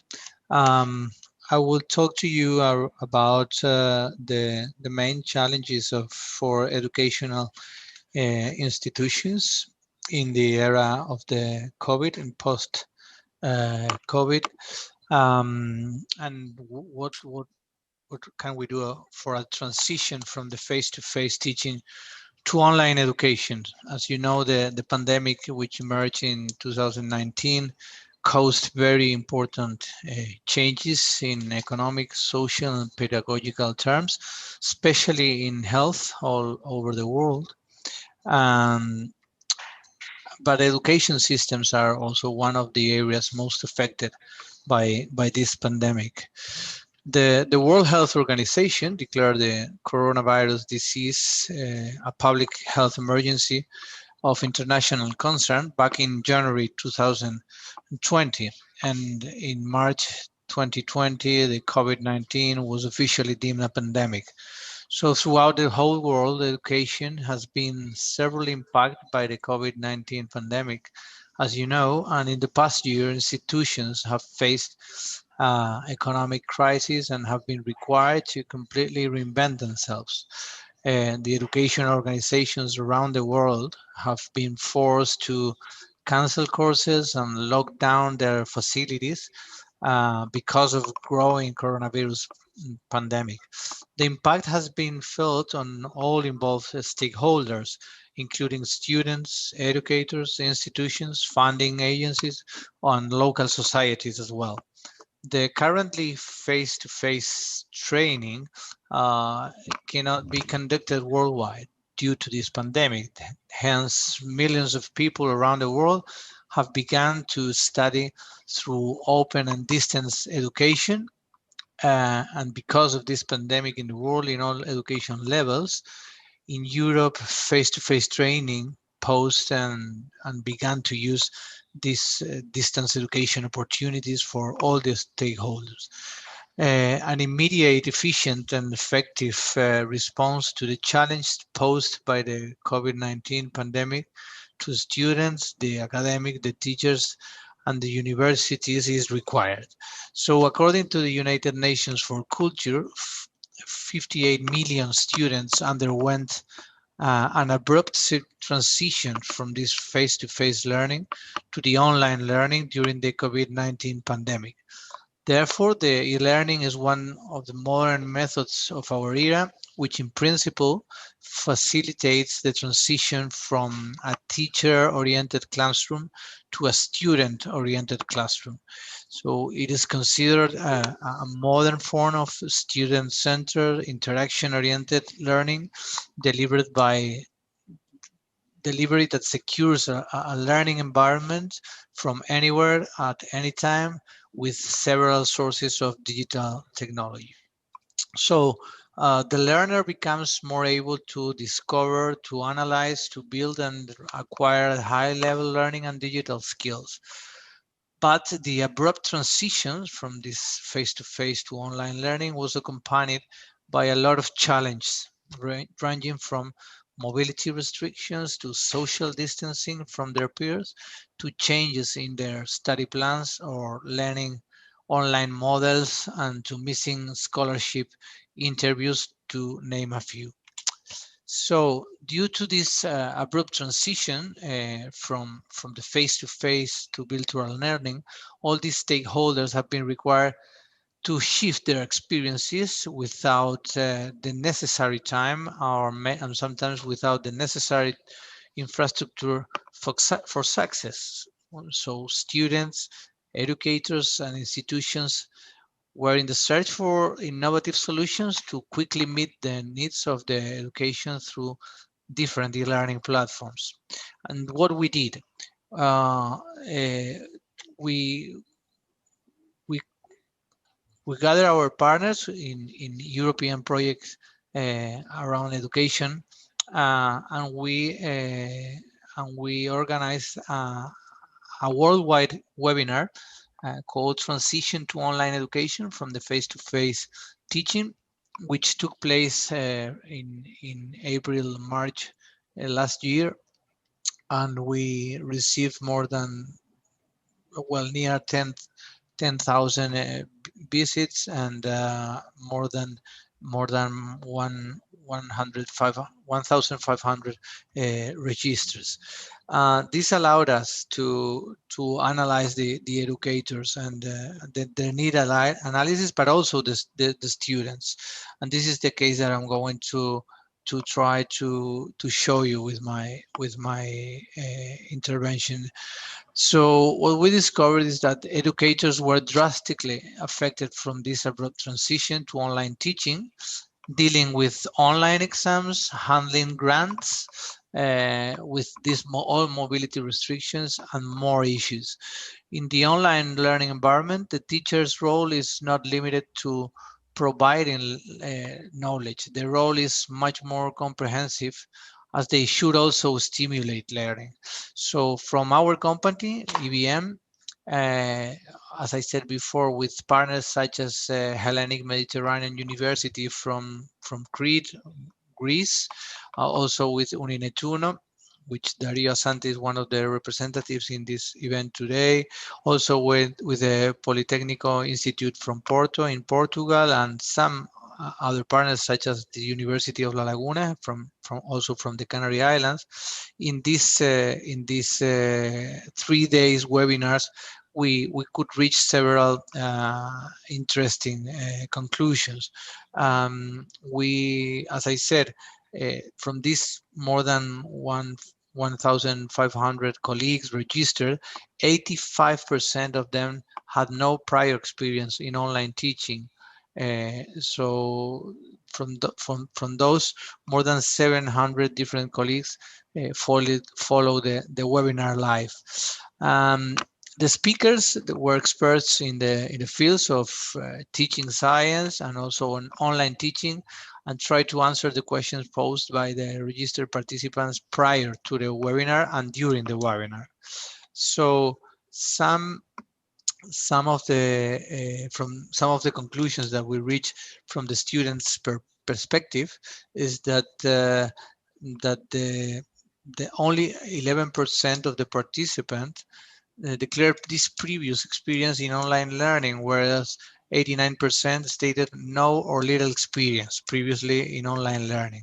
So from this student's perspective, and as revealed through this survey, they highlighted these categories of obstacles. First of them, technical problems. Even if we're considering that most of the students were from Europe, we also had students from Asia, America, and even Australia, New Zealand, and Africa countries. And so we have different levels of technical problems, but the internet connection issues occurring very often during their classes. Second issue was the social interactions, the perceived limited social interactions that a synchronous environment can afford, or restrictions when collaborating online for a group assignment. The third obstacle highlighted was the soft skills required for online learning. 23% declared lack of time management skills needed to handle their online learning pathway. The fourth one, the administrative issues, problems such as books or materials not delivered on time, the lack of an open educational sources, or lack of announcements.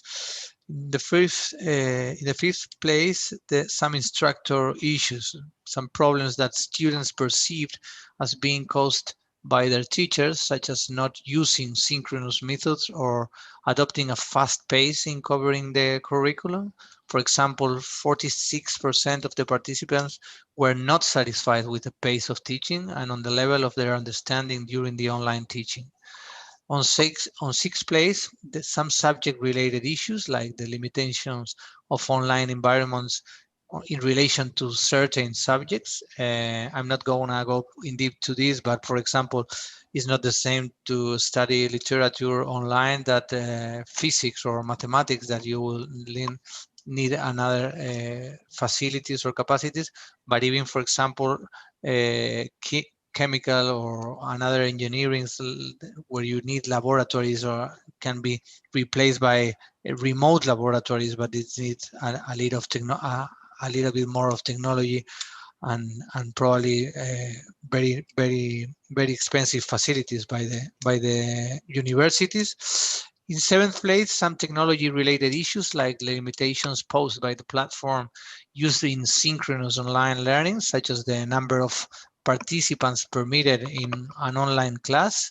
For example, 24% of the participants declared issues with the technology employed along the online learning.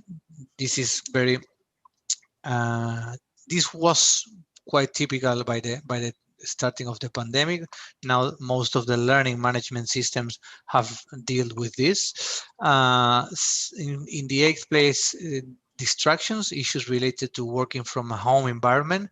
In this case, more than 55% of the participants declared problems to be focused. In the 9th place, some issues related to access, not having access to online learning, or not having a laptop, or having a very bad internet connection. And in the 10th place, the learn management tool, the e-learning environment, some problems occurring during an online class, such as accidents with open microphones and disruptions caused by background noise or students not following the norms of a class. And finally, the technical skills like barriers related to students and familiarity with technologies used in online learning, which is very few, only 5% of the participants. And also we gather a lot of information from the educator's perspective. In a survey regarding the greatest difficulties for educators in e-learning, nearly 900 replied, 900 higher education educators replied that the work process and the feedback, these were the main obstacles. The assignments and the assessment methodologies, how to run online tests and exams, with 29% of educators concerned with this issue. In second place, how to teach online, the pedagogy and the soft skills required, up to 21% of teachers concerned by this issue. In the third place, the technology to be employed and how to use it. Even though nowadays, after 1 year after, education centers have invested a lot for this issue to be more irrelevant for the educators. And in the fourth place, the emotional engagement with the learners. This have been proven to be very important in the coming months of the COVID, because of the long distance between the students and the educators. In this case, they were concerned by 15% of the educators. And how to run online laboratories, as I said before, in certain subjects like mostly engineering, these remote laboratories could be a problem. And other issues that they mentioned were the emotional support for teachers, not for students, but for teachers. The blended mobility schemes, 2%, because many of them have been canceled or suspended. And how to keep the staff and the student mobilities live, and some other issues. So this rich data gives insight into the most current needs in the switch to online learning. It is no surprise that online learning is a new concept and needs a great deal of improvement to reach the same level of quality as the face-to-face classroom. And for this reason, research must be conducted in order to develop the best e-learning and virtual learning tools to meet the needs of these educational stakeholders. So some conclusions that we can remark to finish is that, as you know, the COVID has been extraordinarily challenging for universities and for students, for educators and students. For this, after the development of this webinar, we all the needs analyses that we have developed, we have subsequently developed a project that was funded last week by the European Union, called AGME, Agile Methodologies in Education, and that we have great expectations with this project in the future. we are leading this project for higher education with 4 other universities that participated in this webinar. Ricardo, please finalize it less than 1 minute, please. Okay, I'm just finishing. And finally, the introduction of these wider digital resources and more creative assessment methods, which is a very important, or I would say a key element, to students, that the students can be regarded as partners to their lecturers, making more active in learning and giving online feedback. And finally, that online teaching can also allow lecturers to tailor activities more specifically to their subject. So thanks for attending, and thanks, Professor Hamid Doost, for your invitation. Okay, thank you so much, Ricardo, for your interesting presentation. That was very interesting. You look at the education in post-corona era with 3 aspects: professors or teachers, students, and administrators. That was very interesting. Now I'm going to invite Miss Dr. Yana Damkova from London Institute of Skill Development, London, to start her presentation. Dr. Damkova, please start. Thank you. Sorry, let me just share my presentation. There we go.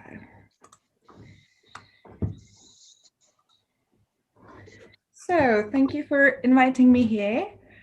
Just a quick question, can you clearly see the presentation? Yes, completely, it's clear. Perfect, thank you very much. But you don't have your camera, maybe your camera is off. Okay, I will try to turn it on. Perfect, thank you very much. So, hello everyone, my name is Yana, and today I would like to quickly introduce you to how the London Institute of Skills Development has tackled the COVID issue and how we basically reacted to it. So the London Institute of Skills Development is an educational organization. Overall, we offer programs including foundational years, undergraduate programs up to postgraduate programs. So in the British educations, those are level 3 to level 7 diplomas. We organize many other events as workshops, seminars, webinars, and always the main thing was the students were able to come to the UK and take part in the local education. However, throughout the COVID pandemic, many students had issues and we had to sort out a different way how to assess it. As I've already mentioned, we are educational organization. We have been accredited by the Department of Education in the UK, as you can see. And we've in the past offered many programs that were on campus, and we've introduced not only online learning programs, but also blended learning mode. What is blended learning? It's basically a form of education where, which includes face-to-face instructions, so a direct communication with the lecturer, but also online learning for the students themselves. This form of education can basically bring the advantages, the best points of both types of working together. So I will show you in a little bit. So why students choose this type of learning is because those courses are very well structured and well described. The pedagogy is improved as well. Students themselves then can access those courses from all over the world. At the moment, I'm teaching an MBA program and I'm working with students from Bangladesh, Pakistan, India. So there is a very high accessibility. Also, some of my students are people that are still working full-time, and those programs are very flexible. They can access the learning material at whatever time works for them. And at the same time, an advantage for the students is the increased cost effectiveness, which includes not only lower tuition fees, but also decrease in the living costs, because they don't have to move for a certain period of time to, for example, England or the UK. They can stay at home and just work with their computers. So with hybrid learning, we've discovered that there are several steps that need to be followed in order to keep the high quality of the courses, which is, as you can see on the presentation, firstly building around what the student needs to learn. So you create program, for example, my program is in 3 semesters. First semester, students learn by themselves, everything's online, they go through materials to assure that they've completed those materials, they have final assessments. In second semester, what we do is we teach online, so we're going to have lectures, discussion, group works, etc. And in the end, in the 3rd semester, those students are going to write their dissertation, where if COVID allows, they will be able to come to the UK so we can help them face to face. Second step for an effective hybrid learning is to plan effective interactions. We've found out that there are 3 types of interactions. It's learner content, so that mainly focuses on the online learning I've been talking about, which is the content of those courses needs to be perfectly prepared. We've developed a wide range of materials covering many topics, and the student needs to be comfortable using those materials. Secondly, it's learner-learner interaction, where students need to talk to each other, work on a group projects. As I've said, MBA program that I'm teaching already requires those students to have some work in experience in advance, and therefore it's beneficial for the students to talk about what they've experienced, how they've been affected, etc. The last interaction that's quite important is learner and instructor. We've been keeping in touch with the student not only through email, we've had several calls ensuring that they're happy with the programs developed, etc. Third step is to integrate those experiences that students already have, not only in the group works that were mentioned, but also through our lectures, etc. In the 4th step, a learner-centered approach needs to be crafted, focusing mainly on the student, which is very important. Students need to be self-disciplined, otherwise the hybrid learning, and self-motivated, otherwise the hybrid learning is losing on its effectiveness, because you can prepare as many materials as you'd like. However, if the student doesn't pay attention, doesn't do their work, they won't learn.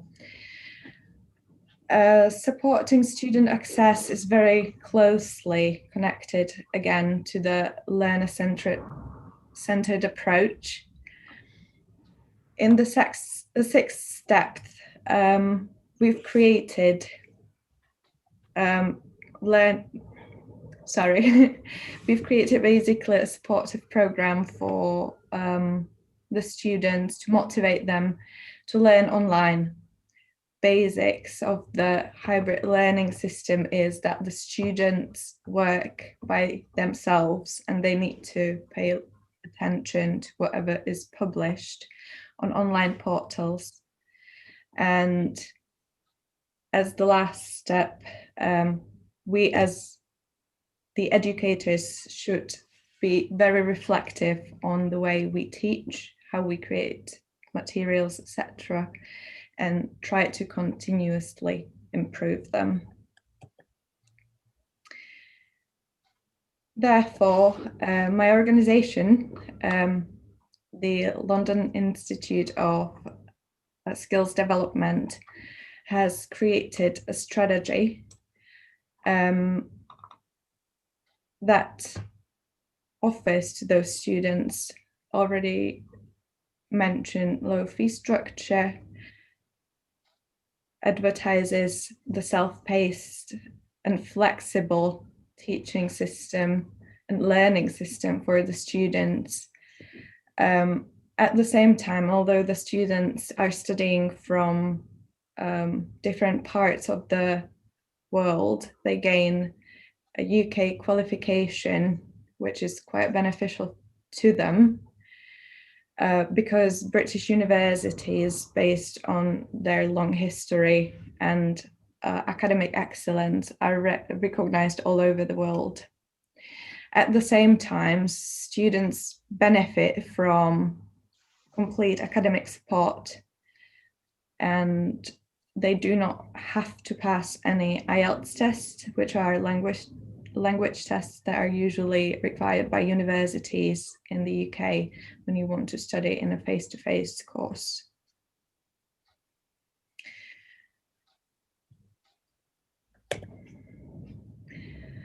Another advantage of the hybrid learning is students are being tested throughout the whole learning process. So as we've already heard in the previous presentations, there have been issues with completely online learning in the length of examinations, how to exam.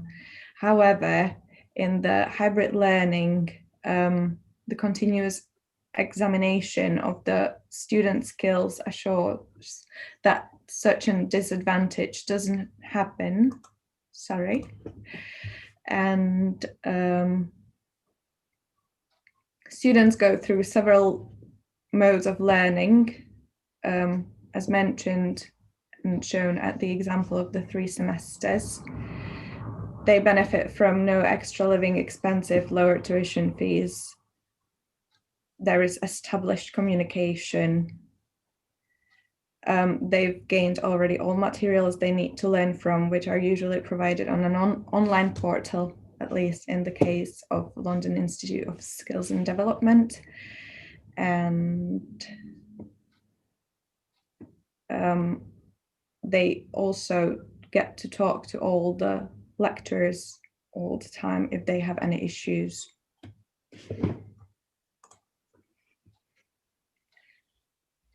Therefore, they gain the British diploma. They have access to a student portal with all the materials, personal counselling, and job recommendations. That's how we see the hybrid way to educate as a way for the future after the COVID.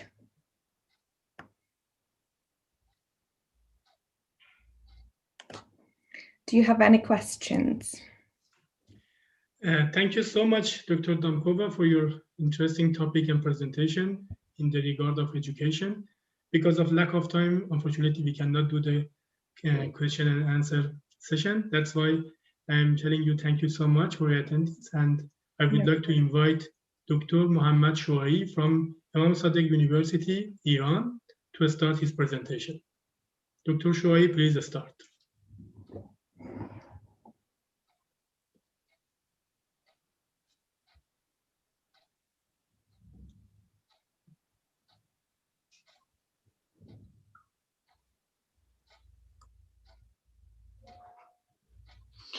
Okay, in the name of God, greetings to all the participants and thanks to the organizers of this conference, which is very important and interesting in our time. I would like to speak on post-corona world and intercultural communication in the allotted time. I will explain this in two parts, including the characteristics of the post-corona world and the new form of intercultural communication in the post-corona world. As of 1530 GMT, more than 102 million people have been diagnosed with coronavirus and more than 2 million have died, according to the latest news. The wide range of coverage of this virus is different in different countries, each of which forms a different culture or even cultures or subcultures. And it makes it possible to easily understand the potential of this disease, which may be appropriate if we call it as kind of mega event in our contemporary world. In general, the following features can be listed for the post-corona world from my point of view. The first thing is common in the problem. Due to the comprehensive impact in the cultural, economic, and even political sectors, all governments will share in the formulation of their situation. And even in regard to have relationship with other countries in the new world based on having this problem. Perhaps this aspect of commonality can be considered at the level of policymakers and officials of countries. The formation of a new cultural order in the world among officials is therefore predictable based on this issue. The second one is sympathy for rethinking. Due to which is common in our problem in relationship with Corona, we can see a kind of thought among thinkers that focuses on this pandemic, a kind of rethinking in the body of concepts, theories, and issues of relevant knowledge, especially in the field of social sciences. In other words, I mean that the virus could be a turning point in the world, and it can be a test for existing theories or even for discovery or creation of new theories in interaction between culture and communication. The level of theoretical expression based on the effects of Corona on can be thought for intercultural communication between elites considered in this category. The third one is empathy for interaction. What I mean by empathy for interaction is at the public level, due to this common problem, people can be in harmony with each other, regardless of differences, which is especially one of the important issues raised in intercultural communication. I mean that one of the most important topics in intercultural communication nowadays is the topic of cultural differences or cultural dimensions, which is concentrates on differences. But with Corona, there can be something which is empathy and common for interaction between the public, between the people. The practice of coexistence based on humanity and peace, which is common for human beings as human beings, can be considered as a common goal among human beings, will be a good practical manifestation of this issue. I mean that action-oriented dialogues in the field of intercultural communication may become more prominent after the Corona disappears. Its second part of my speech, based on this explanation, I mean that, for example, we have officials, thinkers, and public. Based on these three parts, for the post-Corona world, the effects of Corona on the intercultural communication, which all of you know that is a multidisciplinary field of study, we can think that intercultural communication would be something like this. The first one is the emergence of subcultures. As you know, just as humans tend to express themselves in turbulent times and after the elimination, subcultures also seem to breathe new life after the corona disappears. I mean that they take life by representing and interpreting themselves. Therefore, theories about the relationships between subcultures with each other on the one hand, and subcultures and cultures themselves on the other hand, will be welcomed for the past of coronavirus in the world. The second one, which can be possible for intercultural communication, is rethinking and discussing the fundamentals of life. Corona, because of its inherent cruelty that has taken the lives of many people, is essentially reminiscent of a form of death thinking. The duality of life and death can therefore be a common ground for rethinking and dialogue for human beings, regardless of any culture or subculture. The rethinking at the level of ontology and epistemology in the sphere of cultures and dialogue in the field of operational applications in a daily life is therefore a priority for intercultural communication. Accordingly, it seems that the philosophical aspects and theoretical foundations of intercultural communication, as well as ethics of intercultural communication in the relation to corona based on the duality of life and death, will be highlighted.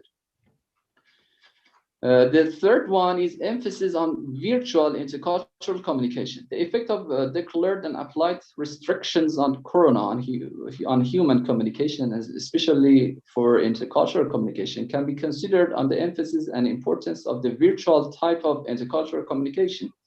Although all of us know that this type of communication has its own limitation and shortcomings, it has brought about a kind of cultural literacy among cyber activists that seems to be becoming more prevalent after the corona.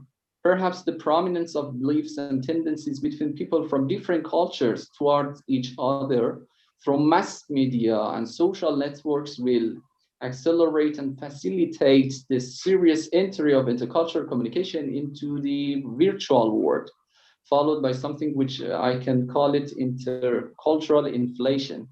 I mean that by using the different mass media and social networks, we can have some kind of intercultural inflation. The fourth in the thematic realm, post-coronary intercultural communication will be reviewed depending on the context of their subject. Scholars in this field analyzes the different theories of intercultural communication. And they will inevitably take seriously the link between this field and other domains such as health, cyberspace, and etc. With regards to understanding how to read cultures in the macro and subcultures in the micro level to a comprehensive analysis of the corona, therefore it seems that the area of intercultural communication will be much wider and more practical. And the last point, in my opinion, we will face at least two new and serious topics in the realm of intercultural communication in the post-corona world that can determine its direction. The first one is highlighting the points and components which is common between different and various cultures and subcultures in the global arena.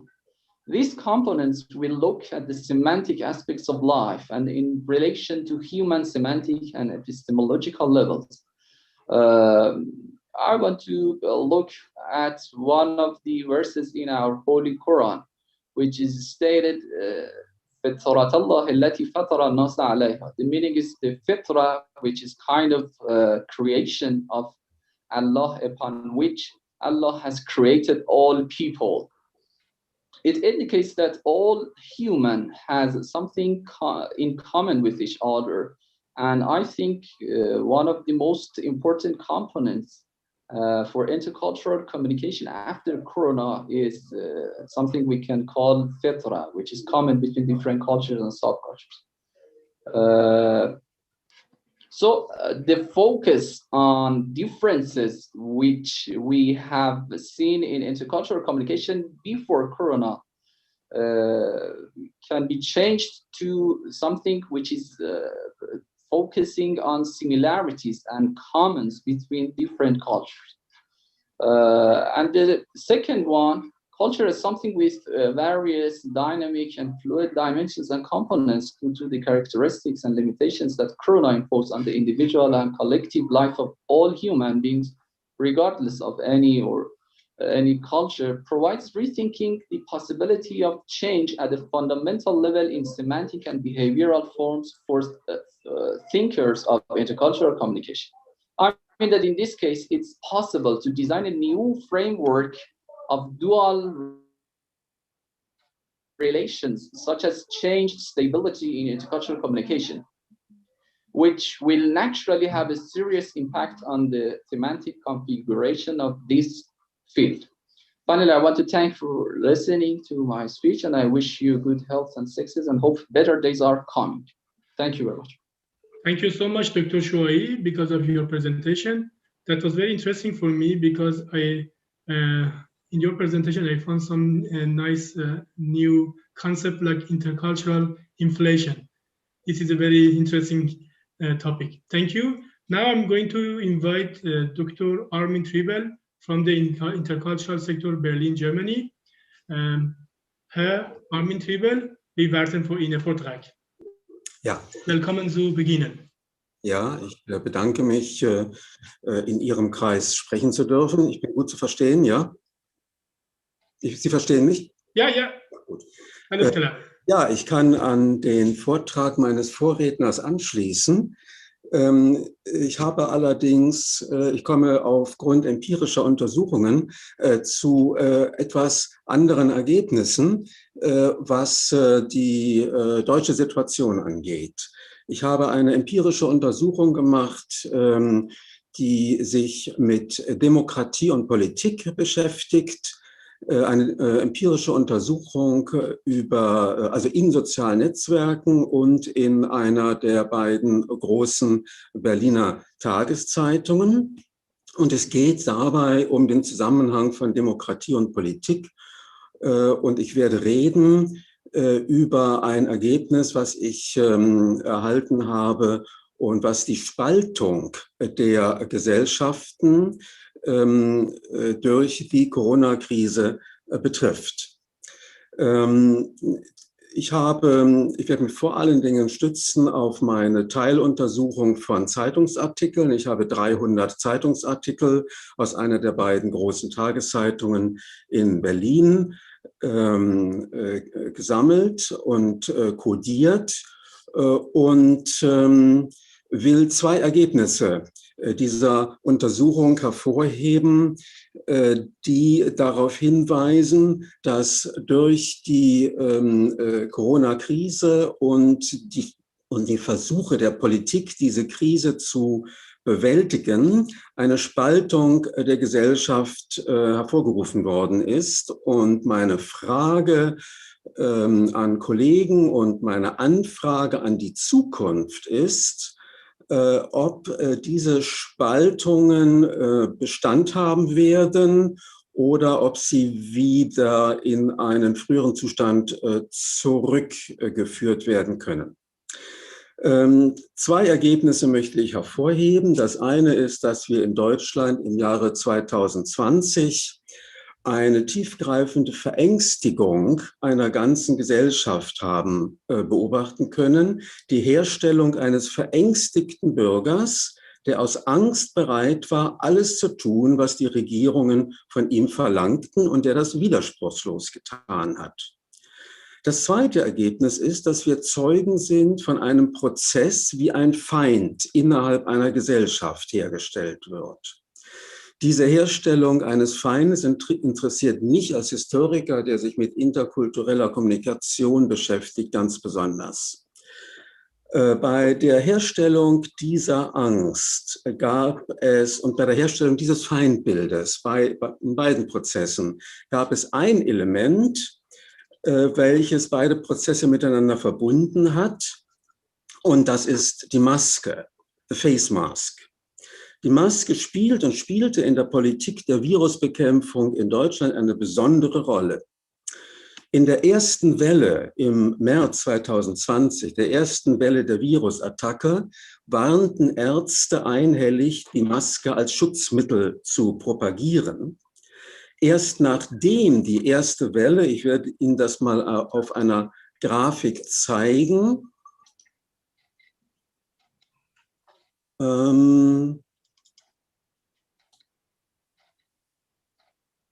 Sie sehen diese Grafik.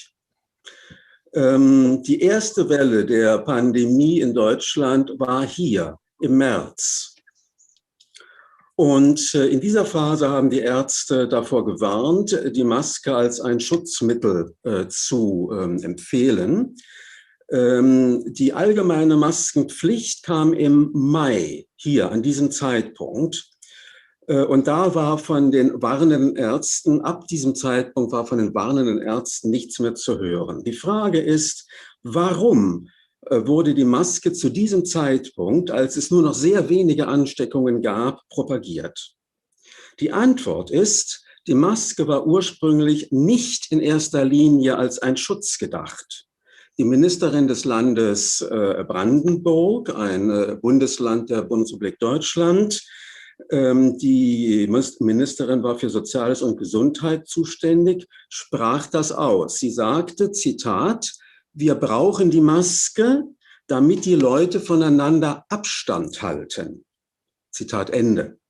Die Maske sollte also in erster Linie ein Zeichen sein. Wofür ein Zeichen? Erstens, die Maske sollte erinnern, dass eine epidemische Lage bestand, weil von der Epidemie faktisch fast nichts zu sehen war. Zweitens hat die Maske die Eigenschaft, dass sie nicht nur Angst ausdrückt, sondern sie macht auch Angst. Jeder, der die Maske sieht, bekommt Angst. Diese Funktion war die wichtige. Und es war nun erstaunlich zu sehen, dass innerhalb weniger Tage, ohne den geringsten Widerstand in der Bevölkerung, das Maskentragen akzeptiert wurde. Die Frage ist, warum? Warum haben sich zum Beispiel schon vor dem Höhepunkt der ersten Welle Initiativen gebildet, wo Frauen Stoffmasken nähten und verkauften, zu einer Zeit, als der Anteil der Menschen, die mit dem Virus in irgendeiner Weise in Berührung gestanden hatten, weit unter 1% lag. Bei der Beantwortung dieser Frage kommt der Faktor Angst in das Spiel.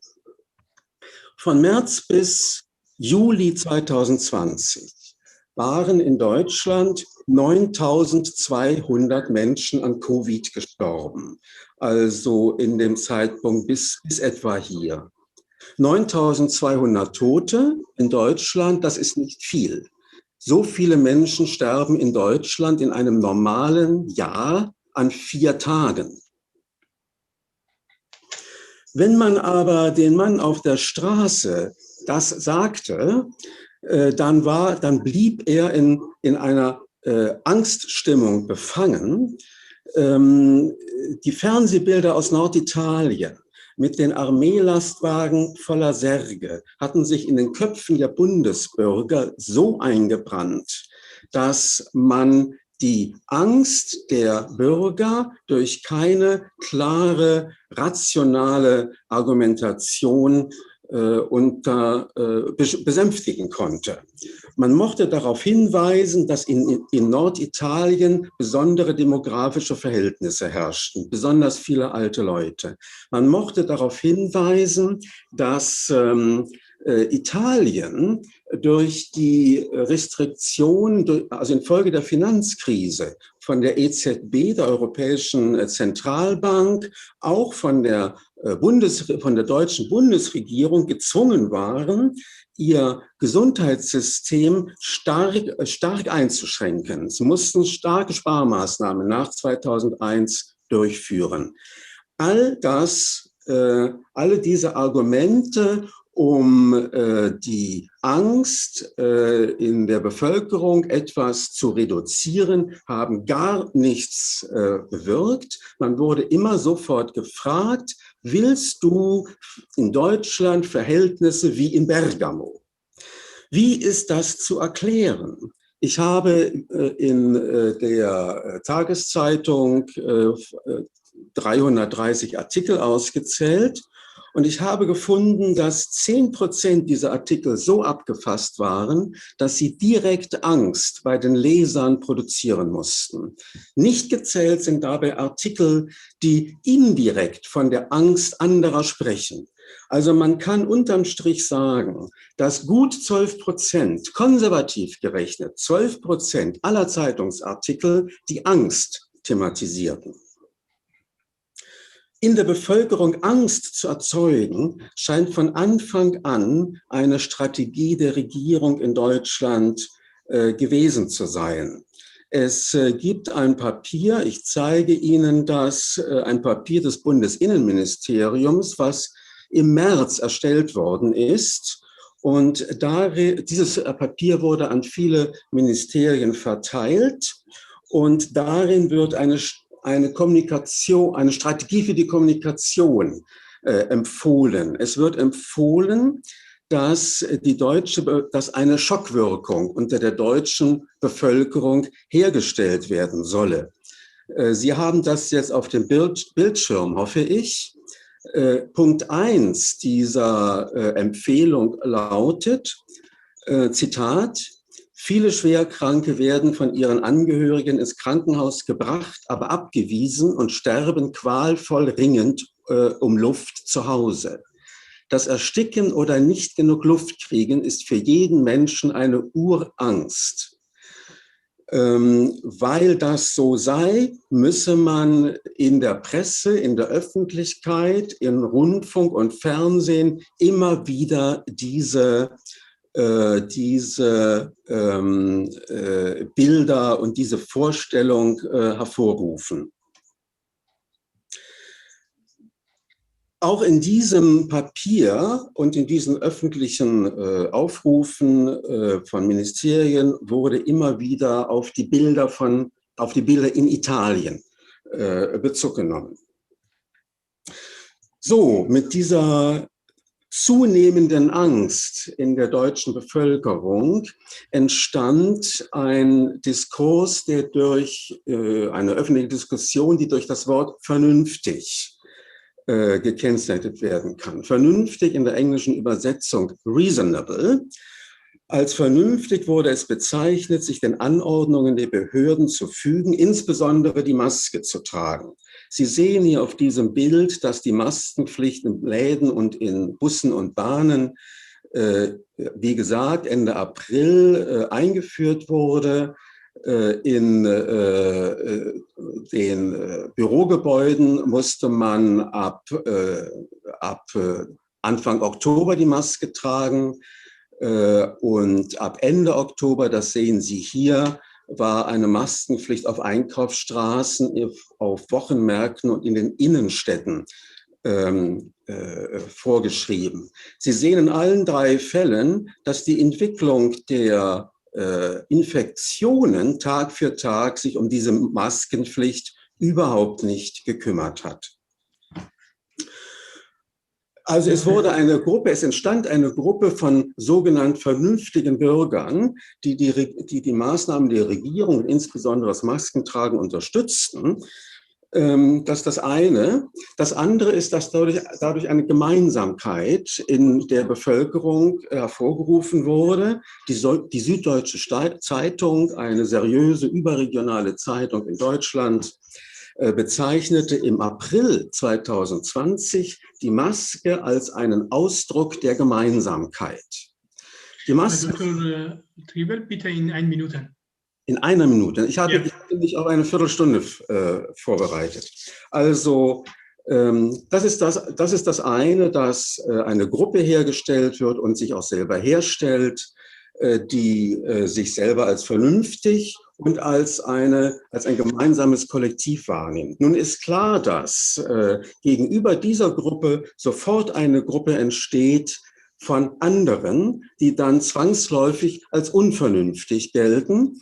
Und im Laufe der Pandemie in Deutschland ist diese Gruppe erstmal als ein bisschen trottelig und dümmlich hingestellt worden. In einer zweiten Stufe wurde sie als eine Gefahr für die Gesellschaft dargestellt, Leute, die eine Schuld am Tod anderer haben. Und im Augenblick erleben wir seit Dezember diesen Jahres eine Phase, in der diese Gruppe auch politisch ausgegrenzt wird, in der sie gleichgestellt wird mit Leugnern der Virusepidemie, mit sogenannten Verschwörungstheoretikern und mit Rechtsradikalen. Also wir erleben im Augenblick eine Situation, in der alle diejenigen, die Gegner der Regierung, Kritiker der Regierungsmaßnahmen sind, gleichzeitig bezeichnet werden als rechtsradikal und als Leugner der Epidemie insgesamt. Sie werden auch als Antisemiten bezeichnet, was in Deutschland so viel bedeutet, dass sie politisch in die Position von Außenseitern geraten. Sie werden Outlaws. So, es werden also, wir sind also, man kann das an den Zeitungen, an der Evidenz in den Zeitungsartikeln genau ablesen. Von den Zeitungsartikeln, die ich untersucht habe, stellen 21% fest, dass es in Deutschland zwei Gruppen, die sich gegenüberstehen, gibt. Und zusätzlich konstruieren 6% Artikel diese Gruppe als eine Gegengruppe gegen die Regierung und stellen sie gleich. Maskenverweigerer sind Antisemiten, sind Rechtsradikale und sind Oppositionelle. Ich kann also feststellen, in Deutschland an der Evidenz der Zeitungen und auch an entsprechenden Funden aus den Netzwerken, die ich untersucht habe, dass die deutsche Gesellschaft geteilt ist. Und die Frage ist jetzt, wie das nach der Corona-Krise aussehen wird. Krisen führen immer, das wissen wir, zu einer Stärkung der Exekutive und zu einer Schwächung demokratischer Mitbestimmung. Insofern muss die Corona-Krise im Zusammenhang mit anderen Krisen gesehen werden, mit der globalen Finanzkrise und mit der Klimakrise. Und wenn in einer Gesellschaft Angst herrscht, dann ist die Demokratie in Gefahr. Wenn die Sicherheit zum obersten Wert innerhalb einer Gesellschaft wird, dann ist die Freiheit in Gefahr. Wenn die Angst herrscht, trennt sich die Gesellschaft in Gute und Böse und der Andersdenkende wird als Feind markiert und eliminiert. Es ist interessant zu beobachten, dass gerade in Deutschland der Roman von George Orwell 1984 in einer neuen Übersetzung erschienen ist. Und in der öffentlichen Diskussion spielt das Stichwort Orwell und 1984 eine große Rolle. Wie bei Orwell überwachen sich die Bürger in einer Situation, in der sie Angst haben, gegenseitig. Und wir können nicht davon ausgehen, dass es einen Automatismus geben wird, dass Gesellschaften nach der Krise wieder in den vorigen Zustand zurückkehren werden.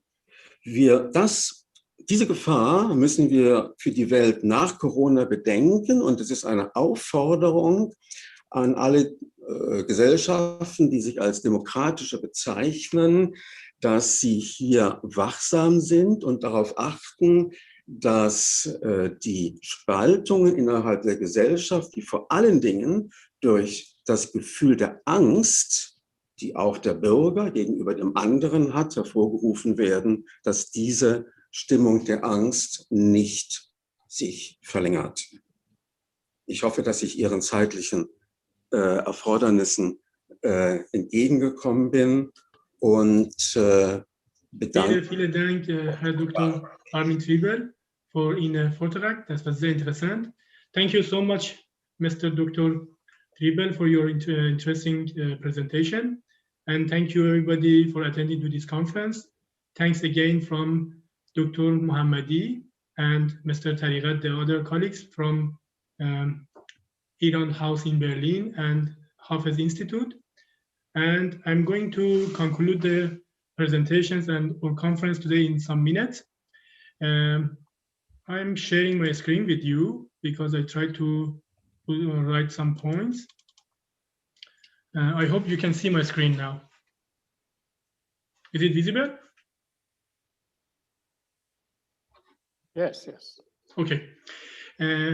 Based on the conference topic, the post-corona era, or the situation after or beyond post-corona era, we look at this area with different aspects: education, politics, culture, technique. And one of the most important one of these points was about culture, the role of culture during and after corona pandemic. Another one was the word and the behavior will change because the culture can influence directly on behavior and the life of people. Also, humanity will return because now we could understand the values we already had, but we could not understand, but now it's very visible for us. And according to another topic that was about social and looking at culture from a different view, invisible and visible part of cultures, that topic about religion also was interesting because this kind of religion or faith also can influence the behavior of people during or after corona pandemic. And also, according to the technical part, in Industry 4.0 or future of Industry 4.0 can be a solution for this kind of pandemic or in this kind of crisis. And the companies and government, they have a very important role in this case to find solution or help people to solve them. We could have also some political views, because politicians, they can decide about this kind of situation, make a rule, for example, in Germany, we have lockdown now. In some countries, they have some special plan, but culture always can be helpful and help them. And also the authority and power of the most technology companies during this time, because of using different platforms like Zoom, Skype, etc. And some of the businesses like hotel, tourism, they got damaged completely because of the corona, but some of them like education, training, because we have started some years ago to use this kind of e-learning platform. They were a little bit better, they had better situation than the others. For example, at the moment, we have all our lecture at our university online. And another one was about the role of corona in our life during corona and after corona. As I said, in my book called The Fifth Wave Theory, I have already wrote about corona is like a super accelerator in our life, in our culture, in our business, in our situation.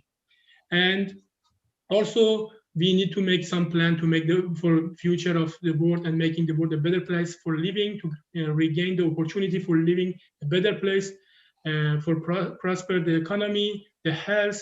And as I said, we need to discuss about this, who can get benefit or who is a loser in this case.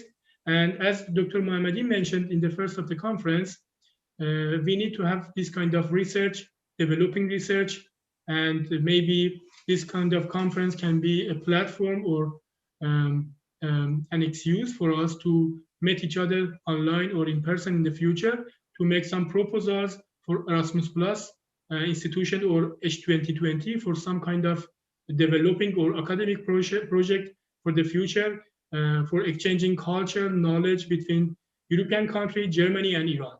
Thank you so much. And I would like to ask Dr. Mohammadi if you want to finish the conference, please.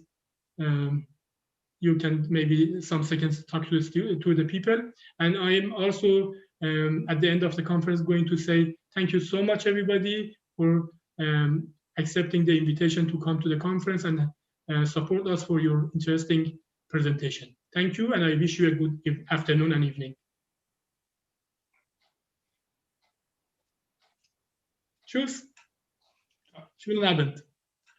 Oder Hafis. Oder Hafiz.